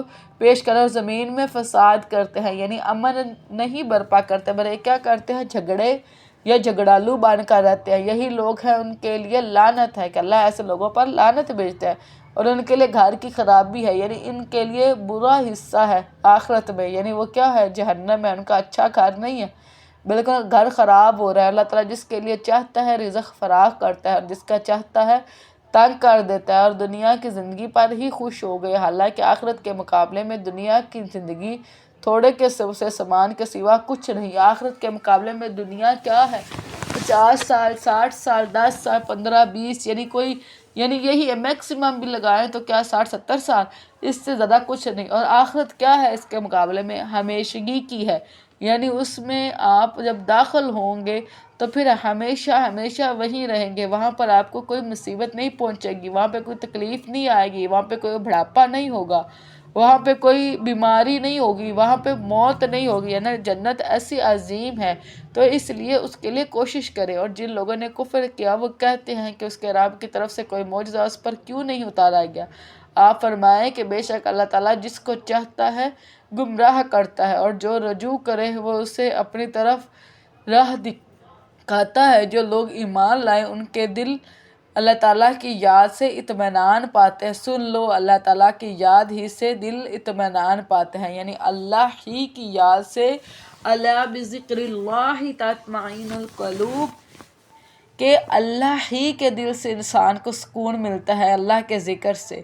اطمینان جو ہے وہ اللہ کی طرف سے ہے، جو سینوں کے اندر اتارا جاتا ہے جب اس کی یعنی یاد جو ہے وہ دل میں تازہ ہوتی ہے، صرف زبان سے ذکر نہیں بلکہ اپنے ہر عمل سے وہ کام، یعنی ہر عمل میں وہ کام کیا جائے جو اللہ کا پسندیدہ اور محبوب، یعنی اس کے لیے کوشش کرنی چاہیے، ٹھیک ہے، اور اللہ آپ کی کوششوں کو دیکھتا ہے۔ جو لوگ ایمان لائے ہیں اور انہوں نے نیک عمل کیا ان کے لیے راحت و فرحت ہے اور اچھا ٹھکانہ ہے۔ اس طرح ہم نے آپ کو ایسی امت میں رسول بنا کر بھیجا ہے، یقیناً اس سے پہلے کئی قومیں گزر چکی ہیں، تاکہ آپ لوگوں کو وہ پڑھ کر سنائے جو ہم نے آپ کی طرف وحی کی ہے، اور وہ رحمان کے ساتھ کفر کر رہے ہیں۔ یہ اہل کفر تھے، یعنی اہل کفار تھے، یعنی مکہ کے لوگ جو رحمان کے نام سے کفر کرتے، یعنی وہ کہتے تھے کہ ہم کسی رحمان کو نہیں جانتے۔ یعنی جب صلح حدیبیہ کے لیے بھی بسم اللہ الرحمن الرحیم لکھنے لگے تو انہوں نے کہا کہ ہم کسی رحمان کو جو ہے وہ نہیں جانتے۔ آپ کہہ دے وہی میرا رب ہے، اس کے سوا کوئی معبود نہیں، اور اسی پر ہی میں نے بھروسہ کیا ہے اور اسی کی طرف ہی میرا لوٹنا ہے۔ یعنی رحمان، یعنی آپ اللہ کہہ کر پکارو یا رحمان کہہ کر پکارو، اصل میں تو رب کو ہی پکارا جا رہا ہے۔ تو اللہ تعالیٰ نبی سے فرمانے کہ آپ ان کو کہیں کہ میں اس رب پر ہی بھروسہ رکھتا ہوں جس کا آپ کفر کرتے ہو، اور اگر واقعتاً قرآن ایسا ہوتا جس کے ساتھ پہاڑ چلائے جاتے، یا جس کے ساتھ زمین ٹکڑے کر دی جاتی، یا اس کے ساتھ مردوں سے کلام کیا جاتا، یعنی اللہ تعالیٰ فرما رہے ہیں کہ کوئی کتاب ایسی ہوتی کہ جس کے اندر یہ والے میریکلز ہوتے کہ اس کو پڑھنے کی وجہ سے پہاڑ جو ہے وہ اپنی جگہ سے ٹل جائے، یا زمین جو ہے وہ ٹکڑے کر دی جائے، یا یہ ہے کہ مردے اٹھ کر باتیں کر لے، تو بے شک یہ قرآن کے اندر ہی یہ مجاز ہونا تھا، اور یہ آسمانی کتاب اللہ کی لکھی ہوئی ہے، اس کے اندر ہی یہ طاقت ہونی تھی، بلکہ سارے کا سارا کام اللہ تعالیٰ ہی کے اختیار میں، لیکن اختیار اللہ نے دینا ہے نا، تو یہ اللہ کے اختیار میں ہے۔ تو کیا جو لوگ ایمان لائے ہیں مایوس نہیں ہو گئے کہ اگر اللہ تعالیٰ چاہتا تو سب انسانوں کو ہدایت دے دیتا؟ جن لوگوں نے کفر کیا ان کا ہمیشہ یہی حال رہے گا کہ ان کے اعمال کی وجہ سے ان پر کوئی نہ کوئی آفت آتی رہے گی، یعنی ان کے کفر کی وجہ سے ان کے اوپر کوئی نہ کوئی مصیبت کے پہاڑ جو ہے وہ ٹوٹتے ہی رہیں گے، ان کے گھر کے قریب کہیں نازل ہوتی، یا تو ان کے اندر ہی کوئی وبا پھیل جائے، کوئی ان کے اندر کی لڑائیاں شروع ہو جائیں، کوئی ان کے اندر کوئی بیماریاں پھیل جائے، کوئی ان کے اندر مصیبت ہے، یا اگر جس جگہ پر رہتے ہیں ان کے ارد گرد کے جو گرد و پیش کے علاقے ہیں ان کے اندر بھی جو ہے وہ مصیبتیں آنا شروع ہو جائیں گی، کس وجہ سے؟ ان کے کفر کی وجہ سے، یہاں تک کہ اللہ تعالیٰ کا وعدہ آ جائے، اور یہ وعدہ اللہ کا قیامت تک ہے، ٹھیک ہے، اور بلا شبہ یقیناً اللہ تعالیٰ اپنے وعدے کی خلاف ورزی نہیں کرتا، اور آپ سے پہلے بھی کئی رسولوں کا مذاق اڑایا گیا ہے تو میں نے ان کو مہلت دی، یعنی آپ اے نبی، یعنی یہ بات کو دل کو حوصلہ دینے والی بات ہے کہ اے نبی آپ پہلے نہیں ہے جس کا مذاق اڑایا جائے، آپ سے پہلے بھی جتنے بھی انبیاء کو دنیا میں امتوں کی طرف بھیجا گیا تو ان کا ایسے ہی مذاق اڑایا گیا، جنہوں نے کفر کیا پھر میں نے انہیں پکڑا تو کیسا تھا میرا عذاب، تو کیا وہ جو نگران ہے ہر جان پر جو اس نے کمایا، اور انہوں نے اللہ تعالیٰ کے کچھ شریک بنا لیے ہیں۔ آپ کہہ دے تم ان کا نام پکارو، یا تم اللہ کو اس بات کی خبر دیتے ہو جس کو وہ زمین میں جانتا ہی نہیں ہے، یعنی کیا ہے کہ تم ان کو اللہ کے ساتھ شریک ٹھہراتے ہو، اور تم ایک ایسی بات کہہ رہے ہو جس کو اللہ نہیں جانا، یعنی اللہ کا کوئی شریک ہوتا تو اللہ بھی تو جانتا ہوتا نا کہ میرا کوئی شریک ہے۔ فار ایگزامپل جیسے اب میں ہوں، میرے اور بہن بھائی ہیں، تو اس بات کا مجھے پتہ ہے کہ میرے اور بہن بھائی ہیں، ٹھیک ہے، لیکن اگر میں اکیلی ہوں تو کیا مجھے نہیں پتہ ہوگا کہ میں اکیلی ہوں، میرا کوئی اور بہن بھائی نہیں ہے؟ اسی طرح ہی اللہ تعالیٰ فرما رہے ہیں کہ اگر کوئی اور رب ہوتا تو کیا مجھے نہ پتہ ہوتا، میں نہ جانتا ہوتا؟ یا یہ ظاہری باتوں میں سے ہے، بلکہ جن لوگوں نے کفر کیا ان کی مکاریاں ہیں ان کے لیے خوشنما بنا دی گئی ہیں، اور وہ سیدھے راستے سے روک دیے گئے، اور جسے اللہ تعالیٰ گمراہ کر دیتا ہے پھر اسے کوئی راہ دکھانے والا نہیں، یعنی یہ وہ لوگ ہیں جو صراط المستقیم سے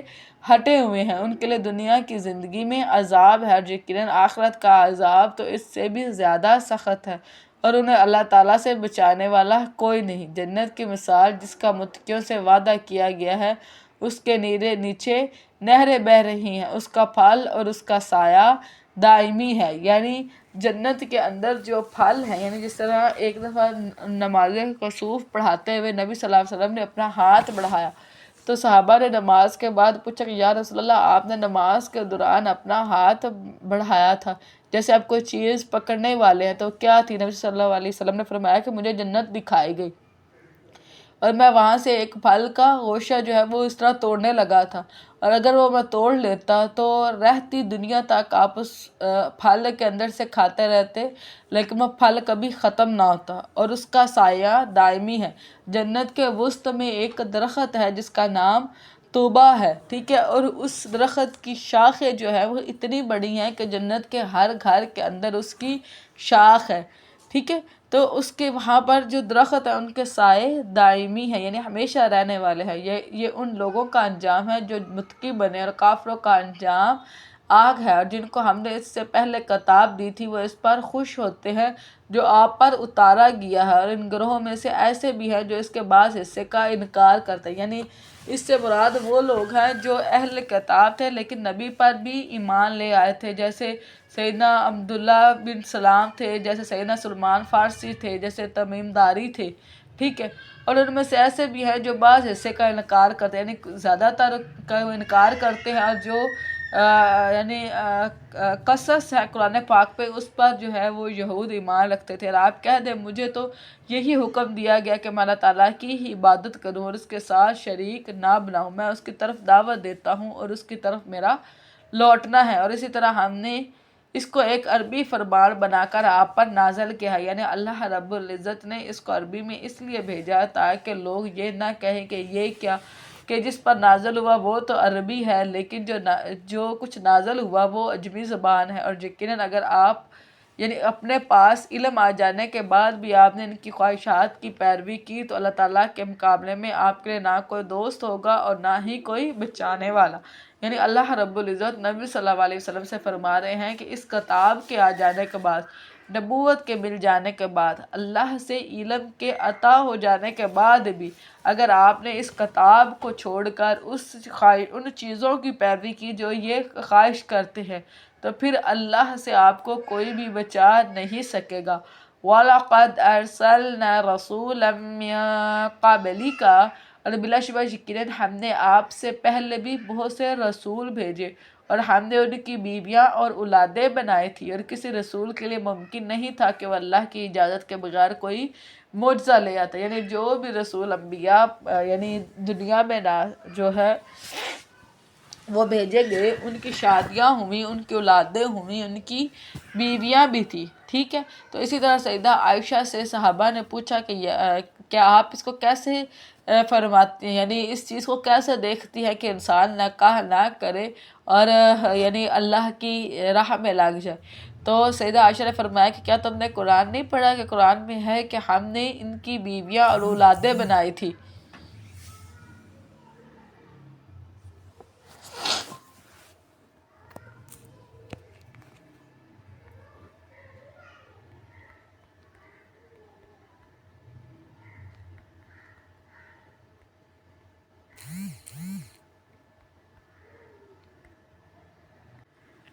تو کیا تھا کہ آپ نے قرآن نہیں پڑھا، اس میں ان کے لیے یعنی بیویاں ہیں اور ان کی اولادیں ہیں، تو آپ اس طرح یعنی رہبانیت اختیار نہ کریں، ٹھیک ہے، کہ وہ اللہ تعالیٰ کی اجازت کے بغیر کوئی معجزہ لے آتے۔ ہر وقت کے لیے ایک کتاب ہے، یعنی ہر چیز کے لیے اللہ کے ہاں کتاب میں لکھا ہوا ہے۔ اللہ تعالیٰ جو چاہتا ہے مٹا دیتا ہے اور جو وہ چاہتا ہے ثابت رکھتا ہے، یعنی کوئی چیز جو ہے وہ تقدیر کو ہٹا نہیں سکتی، صرف دعا ہے جو تقدیر کو ہٹا سکتی ہے، ٹھیک ہے۔ اور اصل کتاب اسی کے پاس ہے، اور اسی طرح ہی صحابہ اللہ تعالیٰ سے دعا کیا کرتے تھے کہ اللہ اگر آپ نے ہمیں خیر بخت لکھا ہے تو اس کو قائم رکھ کر، اگر آپ نے ہمیں یعنی شر والا لکھا ہے ہماری تقدیر میں تو ہماری تقدیر کو مٹا دے اور اس کو خیر میں بدل دے۔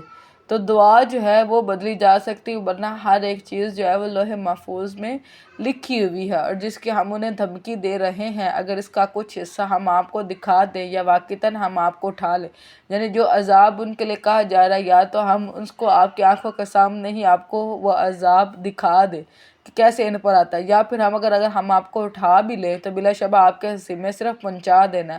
ہمارے ذمہ حساب لینا ہے کہ اے نبی ہم آپ کا ذمہ تو پہنچا دینا، آپ پہنچا دیں تو ہم پھر آپ کے بعد بھی جو ہے وہ ان سے حساب لیں گے۔ یعنی کیا انہوں نے دیکھا نہیں کہ بلا شبہ ہم زمین کو اس کناروں سے کم کرتے آ رہے ہیں، یعنی کیسے آپ نے دیکھا نہیں ہے کہ اللہ تعالیٰ کفر کو توڑ رہا ہے، اور کفر جو ہے وہ دن بدن گھٹتا جا رہا ہے، اور اللہ تعالیٰ فیصلہ کرتا ہے، اور اس کے فیصلے پر نظر ثانی کرنے والا کوئی نہیں، یعنی کوئی دوسرا نہیں ہے جو اس کے فیصلے میں تبدیلی کر سکے، اور وہی بہت جلد حساب لینے والا ہے۔ اور بلا شبہ وہ لوگ بھی تدبیریں کر چکے جو ان سے پہلے تھے، سو اصل تدبیر ساری کی ساری اللہ تعالیٰ کے پاس ہی ہے۔ وہ جانتا ہے جو بھی ہر شخص کماتا ہے، اور جلد ہی کافر جان لیں گے یہ کس کے لیے اس گھر کا اچھا انجام ہے۔ اور کافر کہتے ہیں کہ آپ رسول نہیں، کہہ دو کہ میرے اور تمہارے درمیان اللہ تعالیٰ ہی گواہی دینے والا کافی ہے، اور وہ بھی جس کے پاس کتاب کا علم ہے، یعنی اللہ ہی گواہی دیں گے کہ کون رسول ہے کون نہیں ہے۔ اللہ کے فضل سے یہاں پر ہماری سورہ رعد جو ہے وہ مکمل ہوتی ہے، اور ہم سورہ ابراہیم کا جو ہے وہ آغاز کرتے ہیں۔ سورہ ابراہیم مکی ہے، اور اس میں 52 آیات اور 7 رکوع ہے۔ بسم اللہ الرحمن الرحیم، الف لام را، یہ حروف مقطعات ہیں۔ یہ ایک خطاب ہے جس کو ہم نے آپ کی طرف نازل کیا ہے تاکہ آپ لوگوں کو ان کے رب کے حکم سے اندھیروں سے نکال کر روشنی کی طرف لائیں، یعنی اس خطاب کے ذریعے لوگوں کو کفر کے اندھیروں سے نکال کر نور کی ہدایت کی طرف لے کر جائے، اور اس کے راستے کی طرف جو سب پر غالب بے حد تعریف والا ہے، یعنی اس رب عظیم کے راستے پر جو ہے وہ لوگوں کو ڈال دیں۔ اور اللہ تعالیٰ وہ ذات ہے کہ جو آسمانوں میں ہے اور جو زمین میں ہے، اور سب اسی کا ہے، یعنی جتنا کچھ بھی آسمانوں اور زمین کے اندر موجود ہے اس سب کا اللہ رب العزت جو ہے وہ تنہا مالک ہے، اور کافروں کے لیے سخت عذاب کی وجہ سے تباہی ہے۔ اور جو لوگ آخرت کے مقابلے میں دنیا کی زندگی کو پسند کرتے ہیں اور اللہ تعالیٰ کے راستے سے روک دیتے ہیں اور اس میں کجی تلاش کرتے ہیں، وہی دور کی گمراہی میں، یعنی یہ ایسے لوگ ہیں جو آخرت کے بدلے میں دنیا کو خریدتے ہیں اور آخرت کا سودا کر لیتے ہیں، اور کیا کام کرتے ہیں، خود بھی انہوں نے دنیا کو فوقیت دی ہوئی ہے اور لوگوں کو بھی اللہ کے راستے سے روکتے ہیں، اور کیا کرتے ہیں کہ اس میں کجی تلاش کرتے ہیں، کوئی ٹیڑھ پن دین کے اندر تلاش کرتے تاکہ لوگوں کو اس ٹیڑھ پن کی وجہ سے کیا کریں، گمراہ کر سکے۔ اور ہم نے ہر رسول اس کی قوم کی زبان میں ہی بھیجا کہ وہ ان کے لیے کھول کر بیان کر دے، پھر اللہ تعالیٰ جسے چاہتا ہے گمراہ کر دیتا ہے اور جسے چاہتا ہے ہدایت دیتا ہے، اور وہی سب پر غالب کمال حکمت والا ہے۔ اور بلا شبہ یقیناً ہم نے موسیٰ کو اپنی نشانیاں دے کر بھیجا کہ اپنی قوم کو اندھیروں سے روشنی کی طرف نکالو۔ یہ 9 نشانیاں تھیں جو سیدنا یوسف اور سیدنا موسیٰ علیہ السلام کو دی گئی تھی، اور انہوں نے اللہ تعالیٰ کے دنوں کی یاد دلاؤ، یعنی اس سے مراد وہ دن ہے جس میں اللہ کی طرف سے کوئی بڑا واقعہ ثابت ہو، چاہے وہ خوشی کا ہو یا چاہے جو ہے وہ یعنی تکلیف کا ہو، مصیبت کا ہو، لیکن وہ کیا ہو، اللہ جیسے فرعون سے نجات جو ہے یہ ایک بڑا واقعہ ہے، ٹھیک ہے۔ تو یہ اللہ کے دنوں کے بارے میں بتایا جائے، یقیناً اس میں ہر اس شخص کے لیے نشانی ہے جو بہت صبر کرنے والا اور بہت شکر کرنے والا ہے۔ اور جب موسیٰ نے اپنی قوم سے کہا کہ اپنے اوپر اللہ تعالیٰ کی نعمت کو یاد کرو جب اس نے تمہیں آل فرعون سے نجات دی، جو تمہیں برا عذاب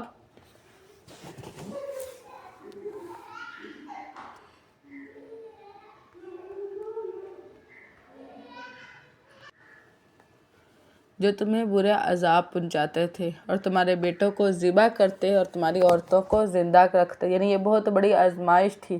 کہ اولاد کو اس طرح کٹتا ہوا دیکھنا، اور پھر وہ بھی بیٹوں کو، اور اس میں تمہارے رب کی طرف سے بڑی آزمائش تھی۔ اور جب تمہارے رب نے صاف اعلان کر دیا تھا کہ یقیناً اگر تم شکر ادا کرو گے تو میں تمہیں ضرور ہی زیادہ دوں گا، اور اگر تم ناشکری کرو گے تو یقیناً میرا عذاب بلا شبہ بڑا سخت ہے۔ یعنی اللہ رب العزت فرما رہا ہے کہ جب اللہ کی نعمتوں کا شکر ادا کیا جاتا ہے تو اللہ تعالیٰ ان نعمتوں کے اندر اضافہ کر دیتا ہے، لیکن جب اللہ کی ناشکری کی جاتی ہے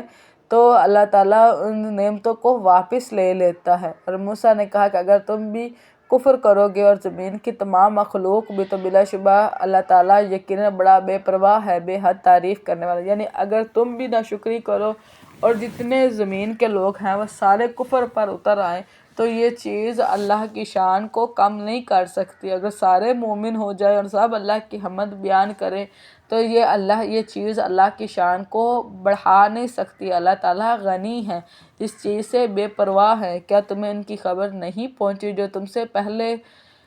ہو گزرے ہیں؟ قوم نوح اور عاد اور ثمود اور جو ان کے بعد ہوئے، انہیں اللہ تعالیٰ کے سوا کوئی نہیں جانتا۔ یعنی کچھ ایسے قومیں بھی ہیں جن کا علم جو ہے یعنی ان کے باقیات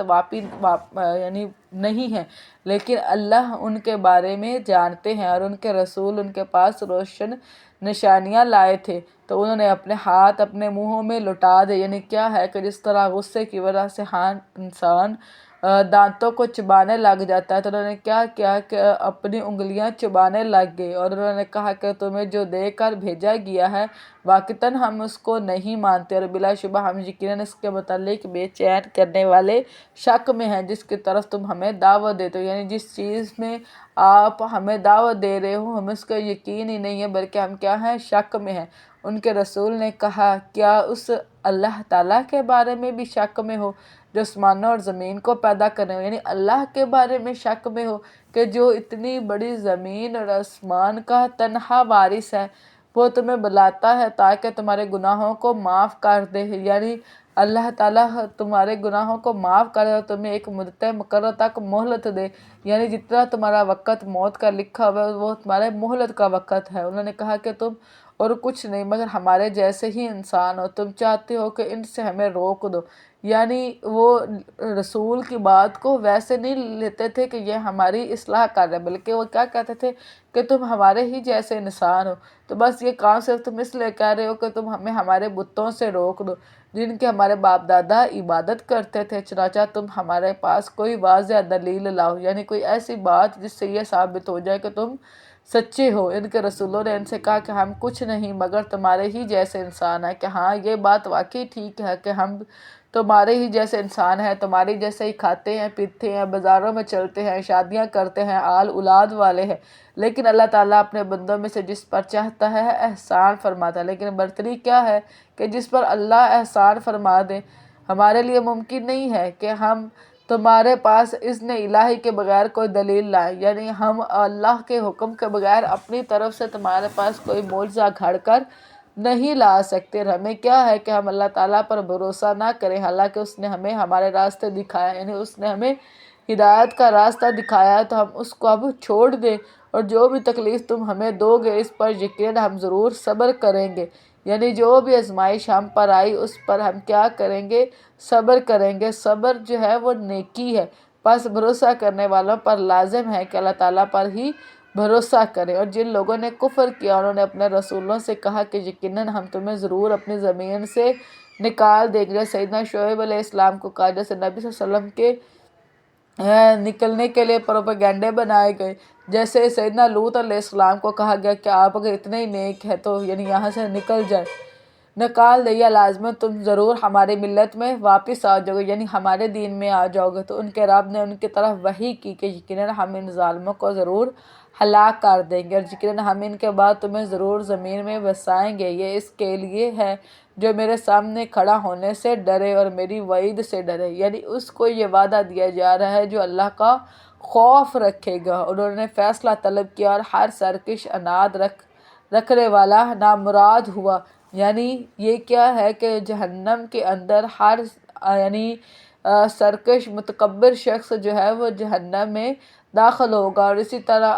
عجز رکھنے والے جو ہوں گے وہ جنت میں جائیں گے۔ اس کے پیچھے جہنم ہے اور اس سے اس پانی سے پلایا جائے گا جو پیپ ہے۔ یعنی اس طرح جو غرور و تکبر والا جو شخص ہوگا جہنم اس کے پیچھے لگا دی گئی ہے، وہ اس کا گھونٹ گھونٹ پیے گا لیکن قریب بھی نہ ہوگا کہ حلق سے اترے۔ یعنی جہنم کے اندر ان کا پینا جو ہے وہ پیپ ہے، وہ اس کو پیئیں گے گھونٹ گھونٹ کر کے، لیکن وہ ان کے حلق سے نیچے نہیں اترے گا، اور موت اس پر ہر طرف سے آئے گی، حالانکہ وہ مرنے والے نہیں ہوں گے۔ یعنی ہر عذاب اور ہر تکلیف اتنی سخت ہوگی کہ جہنمی سمجھیں گے کہ بس اس سے تو اب ان کی موت واقع ہو جائے گی، لیکن موت ان پر کبھی بھی نہیں آئے گی، اور اس کے پیچھے ایک سخت عذاب ہے۔ جن لوگوں نے اپنے رب سے کفر کیا ان کے اعمال کی مثال اس راکھ کی طرح ہے جس پر ایک آندھی والے دن میں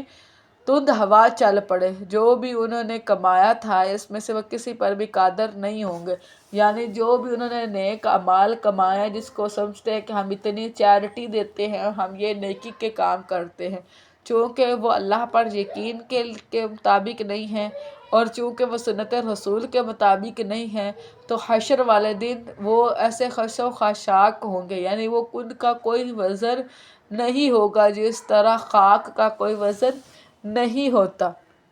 جو بھی انہوں نے کمایا ہے اس میں وہ کسی پر بھی قادر نہیں ہوں گے۔ یہی دور کی گمراہی ہے۔ کیا آپ نے دیکھا نہیں کہ اللہ تعالیٰ آسمانوں اور زمین کو بلا شبہ حق کے ساتھ پیدا کیا ہے؟ اگر وہ چاہے تو تم لوگوں کو لے جائے اور ایک نئی مخلوق لے آئے، اور یہ اللہ تعالیٰ پر بالکل بھی دشوار نہیں۔ اور یہ سب لوگ جب اللہ تعالیٰ کے حضور پیش ہوں گے تو کمزور لوگ ان سے کہیں گے جو بڑے بنے ہوئے تھے کہ یقیناً ہم تمہارے پیروکار تھے، یعنی فالوورز جو ہیں وہ اپنے لیڈر سے کہیں گے کہ ہم تو تمہیں اطاعت کرتے تھے، تمہاری بات مانتے تھے، تو کیا تم اللہ تعالیٰ کے عذاب سے بچانے میں ہماری کچھ بھی کام آنے والے ہو؟ یعنی جو کام تم نے کیا تمہارے پیچھے لگ کر وہی ہم نے کیا، جو کپڑے تم نے پہنے وہی ہم نے پہنے، جو تم نے پرفیوم یوز کیا وہی ہم نے کیا، جو ایک کسی شاپ پر جا کے تم نے کھانا یعنی کسی ریسٹورنٹ کے کھانے کی پکچر اپلوڈ کی، ہم بھی اسی ہی ریسٹورنٹ پہ گئے، یعنی ایک ایک چیز پہ ہم نے آپ کو کاپی کیا۔ تو اب کیا تم ہمیں اس چیز پر بچا سکتے، یعنی اس عذاب پر؟ وہ کہیں گے کہ اللہ تعالیٰ ہمیں ہدایت دیتا تو ہم ضرور تمہاری رہنمائی کرتے، یعنی ہم ہی سیدھے دین پر نہیں تھے تو پھر ہم آپ کی طرف کیسے کوئی رہنمائی دے سکتے ہیں؟ ہم بے قرار ہوں یا صبر کریں، ہم پر یکساں ہیں۔ اب یعنی جو جہنمی ہیں جب وہ جہنم میں داخل ہوں گے تو وہ 500 سال تک مسلسل روتے رہیں گے، تو ان کی آہ پکار کو کوئی نہیں سنے گا۔ پھر وہ کہیں گے کہ ہم صبر کرتے ہیں، پھر وہ 500 سال تک صبر کریں گے، پھر بھی ان کے صبر پر کچھ بھی نہیں کہا جائے گا۔ پھر وہ یہ بات کہیں گے کہ اگر ہم آہ پکار کریں یا صبر کریں ہم پر یکساں ہیں، ہمارے لیے بھاگنے کی کوئی جگہ نہیں ہے کہ ہم اس جگہ سے نکل نہیں سکتے۔ اور شیطان کہے گا جب کام کا فیصلہ کر دیا جائے گا، یعنی جب فیصلہ ہو جائے گا کہ یہ جنتی ہے اور یہ جہنمی ہے، کہ بلا شبہ اللہ تعالیٰ نے تم سے جو وعدہ کیا تھا وہ سچا تھا، یعنی جو اللہ نے وعدہ کیا تھا کہ جو اللہ کی اطاعت کرے گا اس کے لیے جنت ہے، جو نہیں کرے گا وہ جہنم ہے، تو وہ اللہ کا وعدہ سچا تھا۔ اور میں نے جو تم سے جو وعدہ کیا تھا سو میں نے تم سے خلاف ورزی کی۔ میں نے کیا وعدہ کیا تھا کہ اللہ تو بڑا غفور الرحیم ہے، وہ تجھے بخش دے گا، ٹھیک ہے، یا جنت تو آنی نہیں، جنت ہے نہیں، جہنم یو اونلی لیو ونس، کہ پتہ نہیں دنیا جہنم یعنی حشر ہوگا بھی کہ نہیں ہوگا، یعنی اس طرح کی چیزیں انسان کے مار کے کون اٹھایا جائے گا؟ جس طرح ہم کہتے ہیں کہ کل کس نے دیکھی ہے، ٹھیک ہے، اور میرا تم پر کوئی غلبہ نہ تھا سوائے اس کے کہ میں نے تمہیں بلایا تو تم نے میرا کہا مان لیا، یعنی میرا تمہارے اوپر اور تو کوئی ہولڈ نہیں تھا، بلکہ یہ تھا کہ میں صرف تمہیں ایک سوچ دیتا تھا کہ یہ گناہ کر لو، تو تم بھاگتے بھاگتے دل کی خوشی سے، تمہارے نفس نے اس کو آسان سمجھا، وہ گناہ کر لیا کرتے تھے، اپنے نفس کو نہیں روکتے تھے۔ چنانچہ مجھے ملامت نہ کرو اور خود ہی کو ملامت کرو، میں تمہاری فریاد رسی کرنے والا نہیں ہوں اور نہ ہی تم میری فریاد رسی کرنے والے، یعنی اللہ کے ہاں اب ہم میں سے کوئی بھی ایسا نہیں ہے جو کسی ایک دوسرے کی فریاد جو ہے وہ فریاد رسی کر سکے۔ یقیناً میں بالکل انکار کرتا ہوں اس سے پہلے کہ تم نے مجھے شریک بنایا تھا، ظالموں کے لیے یقیناً دردناک عذاب ہے۔ اب پورے اس طرح ادارے ہیں اور سیٹنک ایک مذہب کے طور پر جو ہے وہ رائج ہو رہا ہے، لیکن حشر والے دن وہ کیا ہے، وہ کہے گا کہ میں بالکل انکار کرتا کہ تم نے مجھے شریک بنایا۔ اب اللہ کو چھوڑ کر جس چیز کی بھی عبادت ہوتی ہے اصل میں وہ شیطان کی عبادت ہے، لیکن حشر والے دن یہ بھی جو ہے وہ مکر جائے گا، اور جو لوگ ایمان لائے اور جنہوں نے نیکیاں کی ہیں ان کے لیے ایسے باغوں میں داخل کیا جائے گا جن کے نیچے نہریں بہتی ہیں، اور وہ اپنے رب کے حکم سے ان میں ہمیشہ رہنے والے، ان کی آپس کی دعا اس میں سلام ہوگی، یعنی اس میں کوئی لغو بات نہیں کریں گے بلکہ ایک دوسرے پر سلامتی کی دعا کیا کریں گے۔ کیا آپ نے نہیں دیکھا کہ اللہ تعالیٰ نے پاکیزہ کلمہ کی مثال کیسے بیان کی؟ ایک پاکیزہ درخت سے، پاکیزہ کلمے سے مراد یہاں پہ کلمہ طیبہ ہے، اور پاکیزہ درخت کی طرح سے مثال یعنی کھجور کی درخت ہے۔ نبی صلی اللہ علیہ وسلم اس طرح بیٹھے ہوئے تھے تو یعنی تمام صحابہ کی محفل تھی اور اس میں سیدنا عمر کے بیٹے بھی جو ہیں وہ موجود تھے، تو جب نبی صلی اللہ علیہ وسلم نے کہا کہ وہ کون سا درخت ہے جس کی طرف اشارہ کیا گیا ہے؟ تو سیدنا عمر کے بیٹے کہتے ہیں کہ میرے ذہن میں تھا کہ وہ کھجور کا درخت ہے، لیکن اکابر صحابہ بیٹھے ہوئے تھے جیسے سیدنا ابو بکر اور سیدنا عمر، وہ خاموش رہے تو مجھے بولنا یعنی معیوب لگا، اس لیے میں نہیں بولا۔ تو نبی صلی اللہ علیہ وسلم نے فرمایا کہ اس درخت سے مراد کھجور کا درخت ہے۔ تو جب یہاں سے وہ اٹھے تو انہوں نے اپنے والد کو قسم یعنی اٹھا کر یہ بات ساری سنائی۔ تو انہوں نے کہا کہ اگر آپ وہ بات کہہ دیتے تو مجھے فلاں فلاں یعنی اتنے سرخ اونٹوں سے بھی زیادہ یہ بات پسند ہوتی کہ میرا بیٹا یہ بات نبی سے کہتا، جس کی جڑ مضبوط ہے اور اس کی شاخ آسمان میں، یعنی اس سے مراد یہ ہے کہ دین جو ہے یعنی یہ جو ایمان ہے وہ سینے کے اندر راسخ ہے، اور اس وجہ سے جو نیک اعمال کیے جاتے ہیں وہ آسمان کی طرف چڑھ رہے ہیں، وہ ہر وقت اپنے رب کے حکم سے اپنا پھل دیتا ہے، اور اللہ تعالیٰ لوگوں کے لیے مثالیں بیان کرتا ہے تاکہ وہ نصیحت حاصل کرے۔ اور گندی بات کی مثال گندے پودے کی طرح ہے، یعنی اس سے مراد کفر کی مثال ہے، اور پودے سے مراد اندرائن کا درخت ہے، یعنی اس کی جڑیں مضبوط نہیں ہوتی بلکہ زمین کے اوپر ہی ہوتا ہے، کہ جب کوئی ہوا یا صحرا کچھ اس طرح چلتا ہے تو اوپر سے ہی اکھیڑ لیا جاتا ہے، جو زمین کے اوپر سے ہی کھاڑ لیا گیا، اس کے لیے کوئی استحکام نہیں۔ اللہ تعالیٰ ایمان والوں کو ایک پختہ بات سے دنیا کی زندگی میں بھی اور آخرت میں بھی ثابت قدم رکھتا ہے، اور ظالموں کو اللہ تعالیٰ بھٹکا دیتا ہے، اور اللہ تعالیٰ جو چاہتا ہے وہ کرتا ہے۔ کہ آپ نے نہیں دیکھا ان لوگوں کو جنہوں نے اللہ تعالیٰ کی نعمت کو ناشکری سے بدل دیا اور اپنی قوم کو ہلاکت کے گھر میں اتار دیا، جہنم میں وہ اس میں داخل ہوں گے، وہ بہت ہی بری قرارگاہ ہے، اور انہوں نے اللہ تعالیٰ کے شریک بنا رکھے ہیں کہ وہ انہیں اللہ تعالیٰ کے راستے سے بھٹکا دیں۔ آپ کہہ دیں مزے کرو، بلا شبہ آگ ہی کی طرف تمہیں پلٹنا ہے۔ میرے بندوں سے کہہ دو جو ان لوگوں میں سے ایمان لائے ہیں کہ وہ نماز قائم کریں، اور جو ہم نے انہیں رزق دیا ہے اس میں سے کھلے اور چھپے خرچ کریں، اس سے پہلے کہ وہ دن آئے جس میں نہ خرید و فروخت ہوگی اور نہ ہی کوئی دوستی، یعنی اللہ کی راہ میں صدقات دے۔ یہ صدقات ہی واپس یعنی آپ کیا بچیں گے اور آپ کے اعمال میں جمع ہوں گے۔ آخرت میں آپ کو کسی بھی طرح کی کوئی خرید و فروخت اور کوئی دوستیاں جو ہم دنیا میں پالتے ہیں وہ کچھ بھی کام نہیں آئیں گے۔ اللہ تعالیٰ وہ ذات ہے جس نے آسمانوں اور زمین کو پیدا کیا اور آسمان سے کچھ پانی نازل کیا، پھر اس سے تمہارے لیے پھلوں میں سے کچھ رزق نکالا، یعنی یہ اللہ کا احسان ہے کہ اللہ تعالیٰ بارشیں برساتا ہے جس کی وجہ سے زمین ہری بھری ہو جاتی ہے، اور اس نے کشتیوں کو تمہارے لیے مسخر کر دیا کہ وہ اس کے حکم سے سمندر میں چلیں، اور اس نے تمہارے لیے دریاؤں کو مسخر کر دیا، اور اس نے سورج اور چاند کو تمہارے لیے مسخر کر دیا، کہ یہ سب اللہ کے حکم سے اپنی اپنی سروسز جو ہیں وہ پرووائڈ کر رہے ہیں، کہ پے در پے چلنے والے ہیں۔ اور تمہارے لیے اس نے رات اور دن کو مسخر کیا، اور اس نے تمہیں ہر چیز میں سے دیا جس کا بھی تم نے اس سے سوال کیا، اور اگر تم اللہ تعالیٰ کی نعمتوں کو شمار کرو تو انہیں شمار نہیں کر پاؤ۔ یعنی انسان اپنے اندر ہی دیکھے نا کہ کتنی نعمتیں ہیں، تو وہ ہی بہت زیادہ ہے، جیسے ہمارے کان ہیں، آنکھ ہیں، ہمارے یعنی اسٹمک ہے، ہمارے آرگنز ہیں، ہمارے جب انسان بیمار ہوتا ہے تو اس کو پتہ چلتا ہے کہ اللہ نے کتنی بڑی نعمت، یعنی صحت کتنی بڑی نعمت تھی،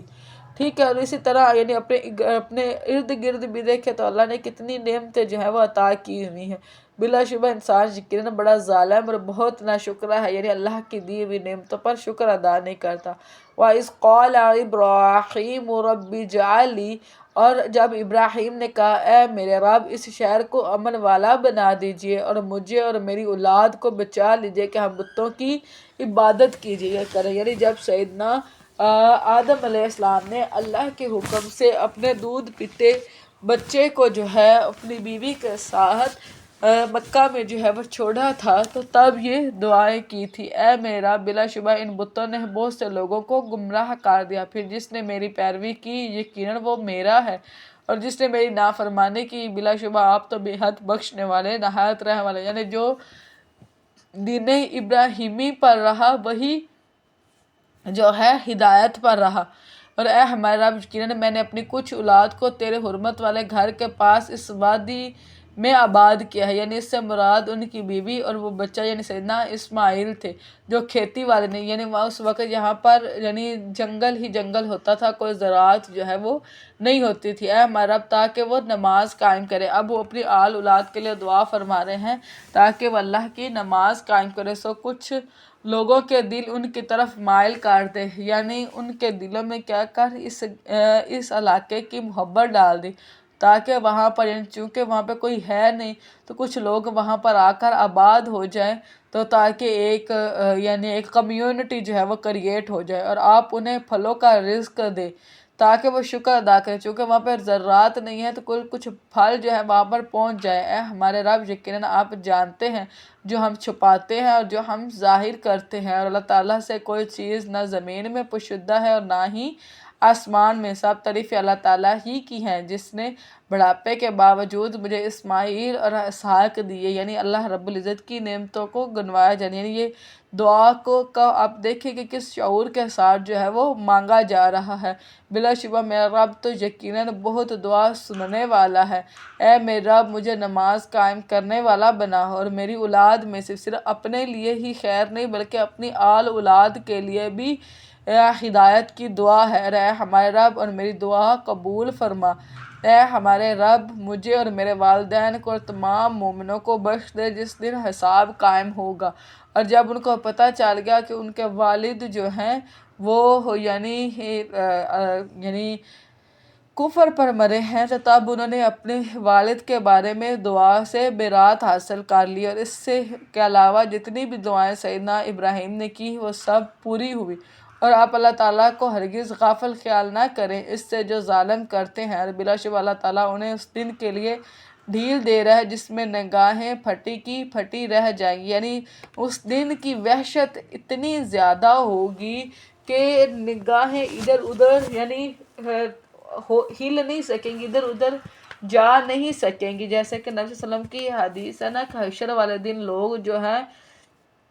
وہ ننگے پاؤں ننگے سر اور یعنی بغیر کپڑوں کے اور بغیر ختنہ کیے ہوئے اٹھیں گے۔ تو سیدہ عائشہ نے فرمایا کہ یا رسول اللہ سب مرد اور عورتیں اس طرح اٹھیں گے تو ایک دوسرے سے حیا محسوس نہیں کریں گے؟ تو نبی صلی اللہ علیہ وسلم نے فرمایا کہ اس دن یعنی اس سے بھی حالت زیادہ یعنی وحشت ناک، یعنی اس دن کی وحشت اتنی زیادہ ہوگی کہ اتنا کسی کو شعور ہی نہیں رہے گا کہ وہ کسی ایک دوسرے کی طرف دیکھ سکے۔ اس حالت میں کہ تیز دوڑنے والے اپنے سروں کو اوپر اٹھانے والے ہوں گے اور ان کی نگاہیں ان کی اپنی جانب ہی نہیں لوٹیں گے، ان کے دل خالی ہوں گے۔ اب یہ کیا ہوگا کہ ان کے ہاتھ جو ہے وہ ٹھوڈی پر لگے ہوئے ہوں گے، ٹھیک ہے، اور اوپر کی طرف دیکھ رہے ہوں گے، یعنی لوگ اپنے ہی طرف نہیں دیکھ سکیں گے تو کسی دوسرے کی طرف کیا دیکھیں گے، ٹھیک ہے، اور ان کے دل خالی ہوں گے، یعنی خوف کی وجہ سے دل جو ہے وہ عمر کا حلق تک جو ہے وہ پہنچ جائیں گے۔ اور آپ لوگوں کو اس دن سے ڈرائیں جب ان پر عذاب آ جائے گا تو ظالم لوگ کہیں گے کہ اے ہمارے رب ہمیں تھوڑا قریب کے وقت تک مہلت دے، ہم تیری دعوت قبول کریں اور ہم رسولوں کی پیروی کریں، یعنی اس دن مہلت مانگی جائے گی۔ اور کیا تم اس سے پہلے قسمیں نہیں کھاتے تھے کہ تمہارے لیے کوئی زوال نہیں ہے؟ یعنی اللہ تعالیٰ فرمائے گا تم تو دنیا میں یہ قسم اٹھاتے تھے کہ تمہارے لیے تو کوئی زوال نہیں ہے، اور تم ان کی بستیوں میں آباد رہے جنہوں نے اپنی جانوں پر ظلم کیا، اور تم پر خوب واضح ہو گیا کہ ہم نے ان کے ساتھ کس طرح کیا ہے، یعنی تم انہی بستیوں کے اندر تھے جن کے اوپر ہمارے عذاب آئے تھے، لیکن تم نے پھر بھی وہاں سے کوئی اصلاح کا پہلو نہیں لیا، اور ہم نے تمہارے لیے کئی مثالیں بیان کی، اور بلا شبہ انہوں نے تدبیر کی، اور اللہ تعالیٰ کے پاس اپنی تدبیر ہے، ان کی تدبیر ہرگز ایسی نہ تھی، پہاڑ اس سے ٹل جاتے ہیں۔ یعنی جب یہ لوگ یعنی کافر جو ہیں جب انبیاء کے خلاف تدبیریں کرتے ہیں تو یہ اتنی سخت تدبیریں ہوتی ہیں کہ اگر اللہ کی تدبیر بیچ میں نہ ہو تو پہاڑ بھی اپنی جگہ سے ٹل جائیں، جیسے انہوں نے نبی صلی اللہ علیہ وسلم کو قتل کرنے کی تدبیر کی تھی۔ چنانچہ آپ اللہ تعالیٰ کو ہرگز ایسا نہ سمجھے کہ وہ اپنے رسولوں سے وعدے کے خلاف کرنے والا ہے، یقیناً اللہ تعالیٰ سب پر غالب انتقام لینے کا والا ہے۔ جس دن یہ زمین کسی اور زمین سے بدل دی جائے گی، یعنی سیدہ عائشہ نے نبی صلی اللہ علیہ وسلم سے پوچھا نا تو نبی صلی اللہ علیہ وسلم فرمایا کہ یہ زمین جس زمین سے بدلی جائے گی یعنی بالکل سفید میدے کی روٹی جیسے، یعنی سرخ مائل جو ہوگی اس کا کلر ہوگا، اور یہ ایسے چٹیل ہو جائے گی جیسے میدے کی روٹی ہوتی ہے، ٹھیک ہے، اور آسمان بھی اور سب لوگ اللہ تعالیٰ کے سامنے حاضر ہو گئے۔ اس وقت سیدہ عائشہ نے پوچھا کہ تمام لوگ کہاں ہوں گے جب یہ زمین بدلی جائے گی؟ تو نبی صلی اللہ علیہ وسلم نے فرمایا کہ سب لوگ اس وقت پل صراط پر موجود ہوں گے۔ جو اکیلا ہے بڑا زبردست ہے، اور اس دن آپ مجرموں کو دیکھیں گے کہ زنجیروں میں جکڑے ہوں گے، اور ان کے لباس تارکول میں سے ہوں گے، اور ان کے چہروں کو آپ ڈھانپ لیں گے۔ یعنی یہ جو یہاں پہ قطران کا لفظ استعمال ہوا ہے نا، دنیا میں بھی ایک درخت کا نام ہے قطران۔ اس کے اندر سے جو اس کا سیال مادہ نکالا جاتا ہے نا، تو یہ کپڑوں کو بڑی جلدی لگ جاتا ہے۔ تو بعض اوقات لوگ کیا کرتے ہیں کہ اس کو یعنی اس کے اندر کچھ کیمیکلز وغیرہ مکس کر کے اونٹ کے اوپر لگاتے ہیں، تو جو اس کھجلی والے اونٹ کے اوپر، تو جو کھجلی والی جگہ ہوتی ہے نا، پھر یہ وہاں سے جل جاتی ہے اور وہ بیماری دور ہو جاتی ہے۔ تو اسی طرح کی ہی قطران جو ہے وہ قیامت میں ہوگی، اور جو جہنم کے لوگ ہوں گے ان کو اس تارکول کا کپڑے پہنائے جائیں گے، تاکہ جہنم کی جو آگ ہے وہ جلدی سے اس کو پکڑے اور وہ جلدی سے ان کو جلائے۔ جس طرح یعنی پیٹرول وغیرہ فوراً سے آگ پکڑ لیتا ہے یا گیس پکڑ لیتی ہے، میں اگر آپ کی زبان میں یعنی ہم عام زبان میں کہتے، اسی طرح تارکول کو جلدی سے آگ پکڑتی ہے، تاکہ اللہ تعالیٰ ہر جان کو اس کمائی کا بدلہ دے۔ بلا شبہ اللہ تعالیٰ بہت جلد حساب لینے والا ہے۔ یہ انسانوں کے لیے ایک پیغام ہے، اور تاکہ وہ اس کے ساتھ ڈرائے جائیں، اور تاکہ وہ جان لے کہ بے شک وہ ایک ہی معبود ہے، اور تاکہ عقل مند نصیحت حاصل کرے۔ یہاں پر اللہ کے فضل سے ہماری سورہ ابراہیم جو ہے وہ مکمل ہوتی ہے، اور ہم سورہ ہجر کا جو ہے وہ آغاز کرتے ہیں۔ سورہ ہجر مکی ہے، اور اس میں 99 آیات اور 6 رکوع ہیں۔ بسم اللہ الرحمن الرحیم، الف لام را، یہ حروف مقطعات ہیں، اور ان کا علم اللہ رب العزت کے ہی پاس ہے۔ یہ کتاب الہی اور واضح قرآن مبین کی آیات ہے، یعنی یہ وہ کتاب ہے جس کے احکام واضح ہیں۔ اللہ کے فضل سے یہاں پر ہمارا پارہ جو ہے وہ مکمل ہوتا ہے۔ کسی کا کوئی کوسچن ہے تو وہ آپ بیٹا پوچھ سکتے ہیں۔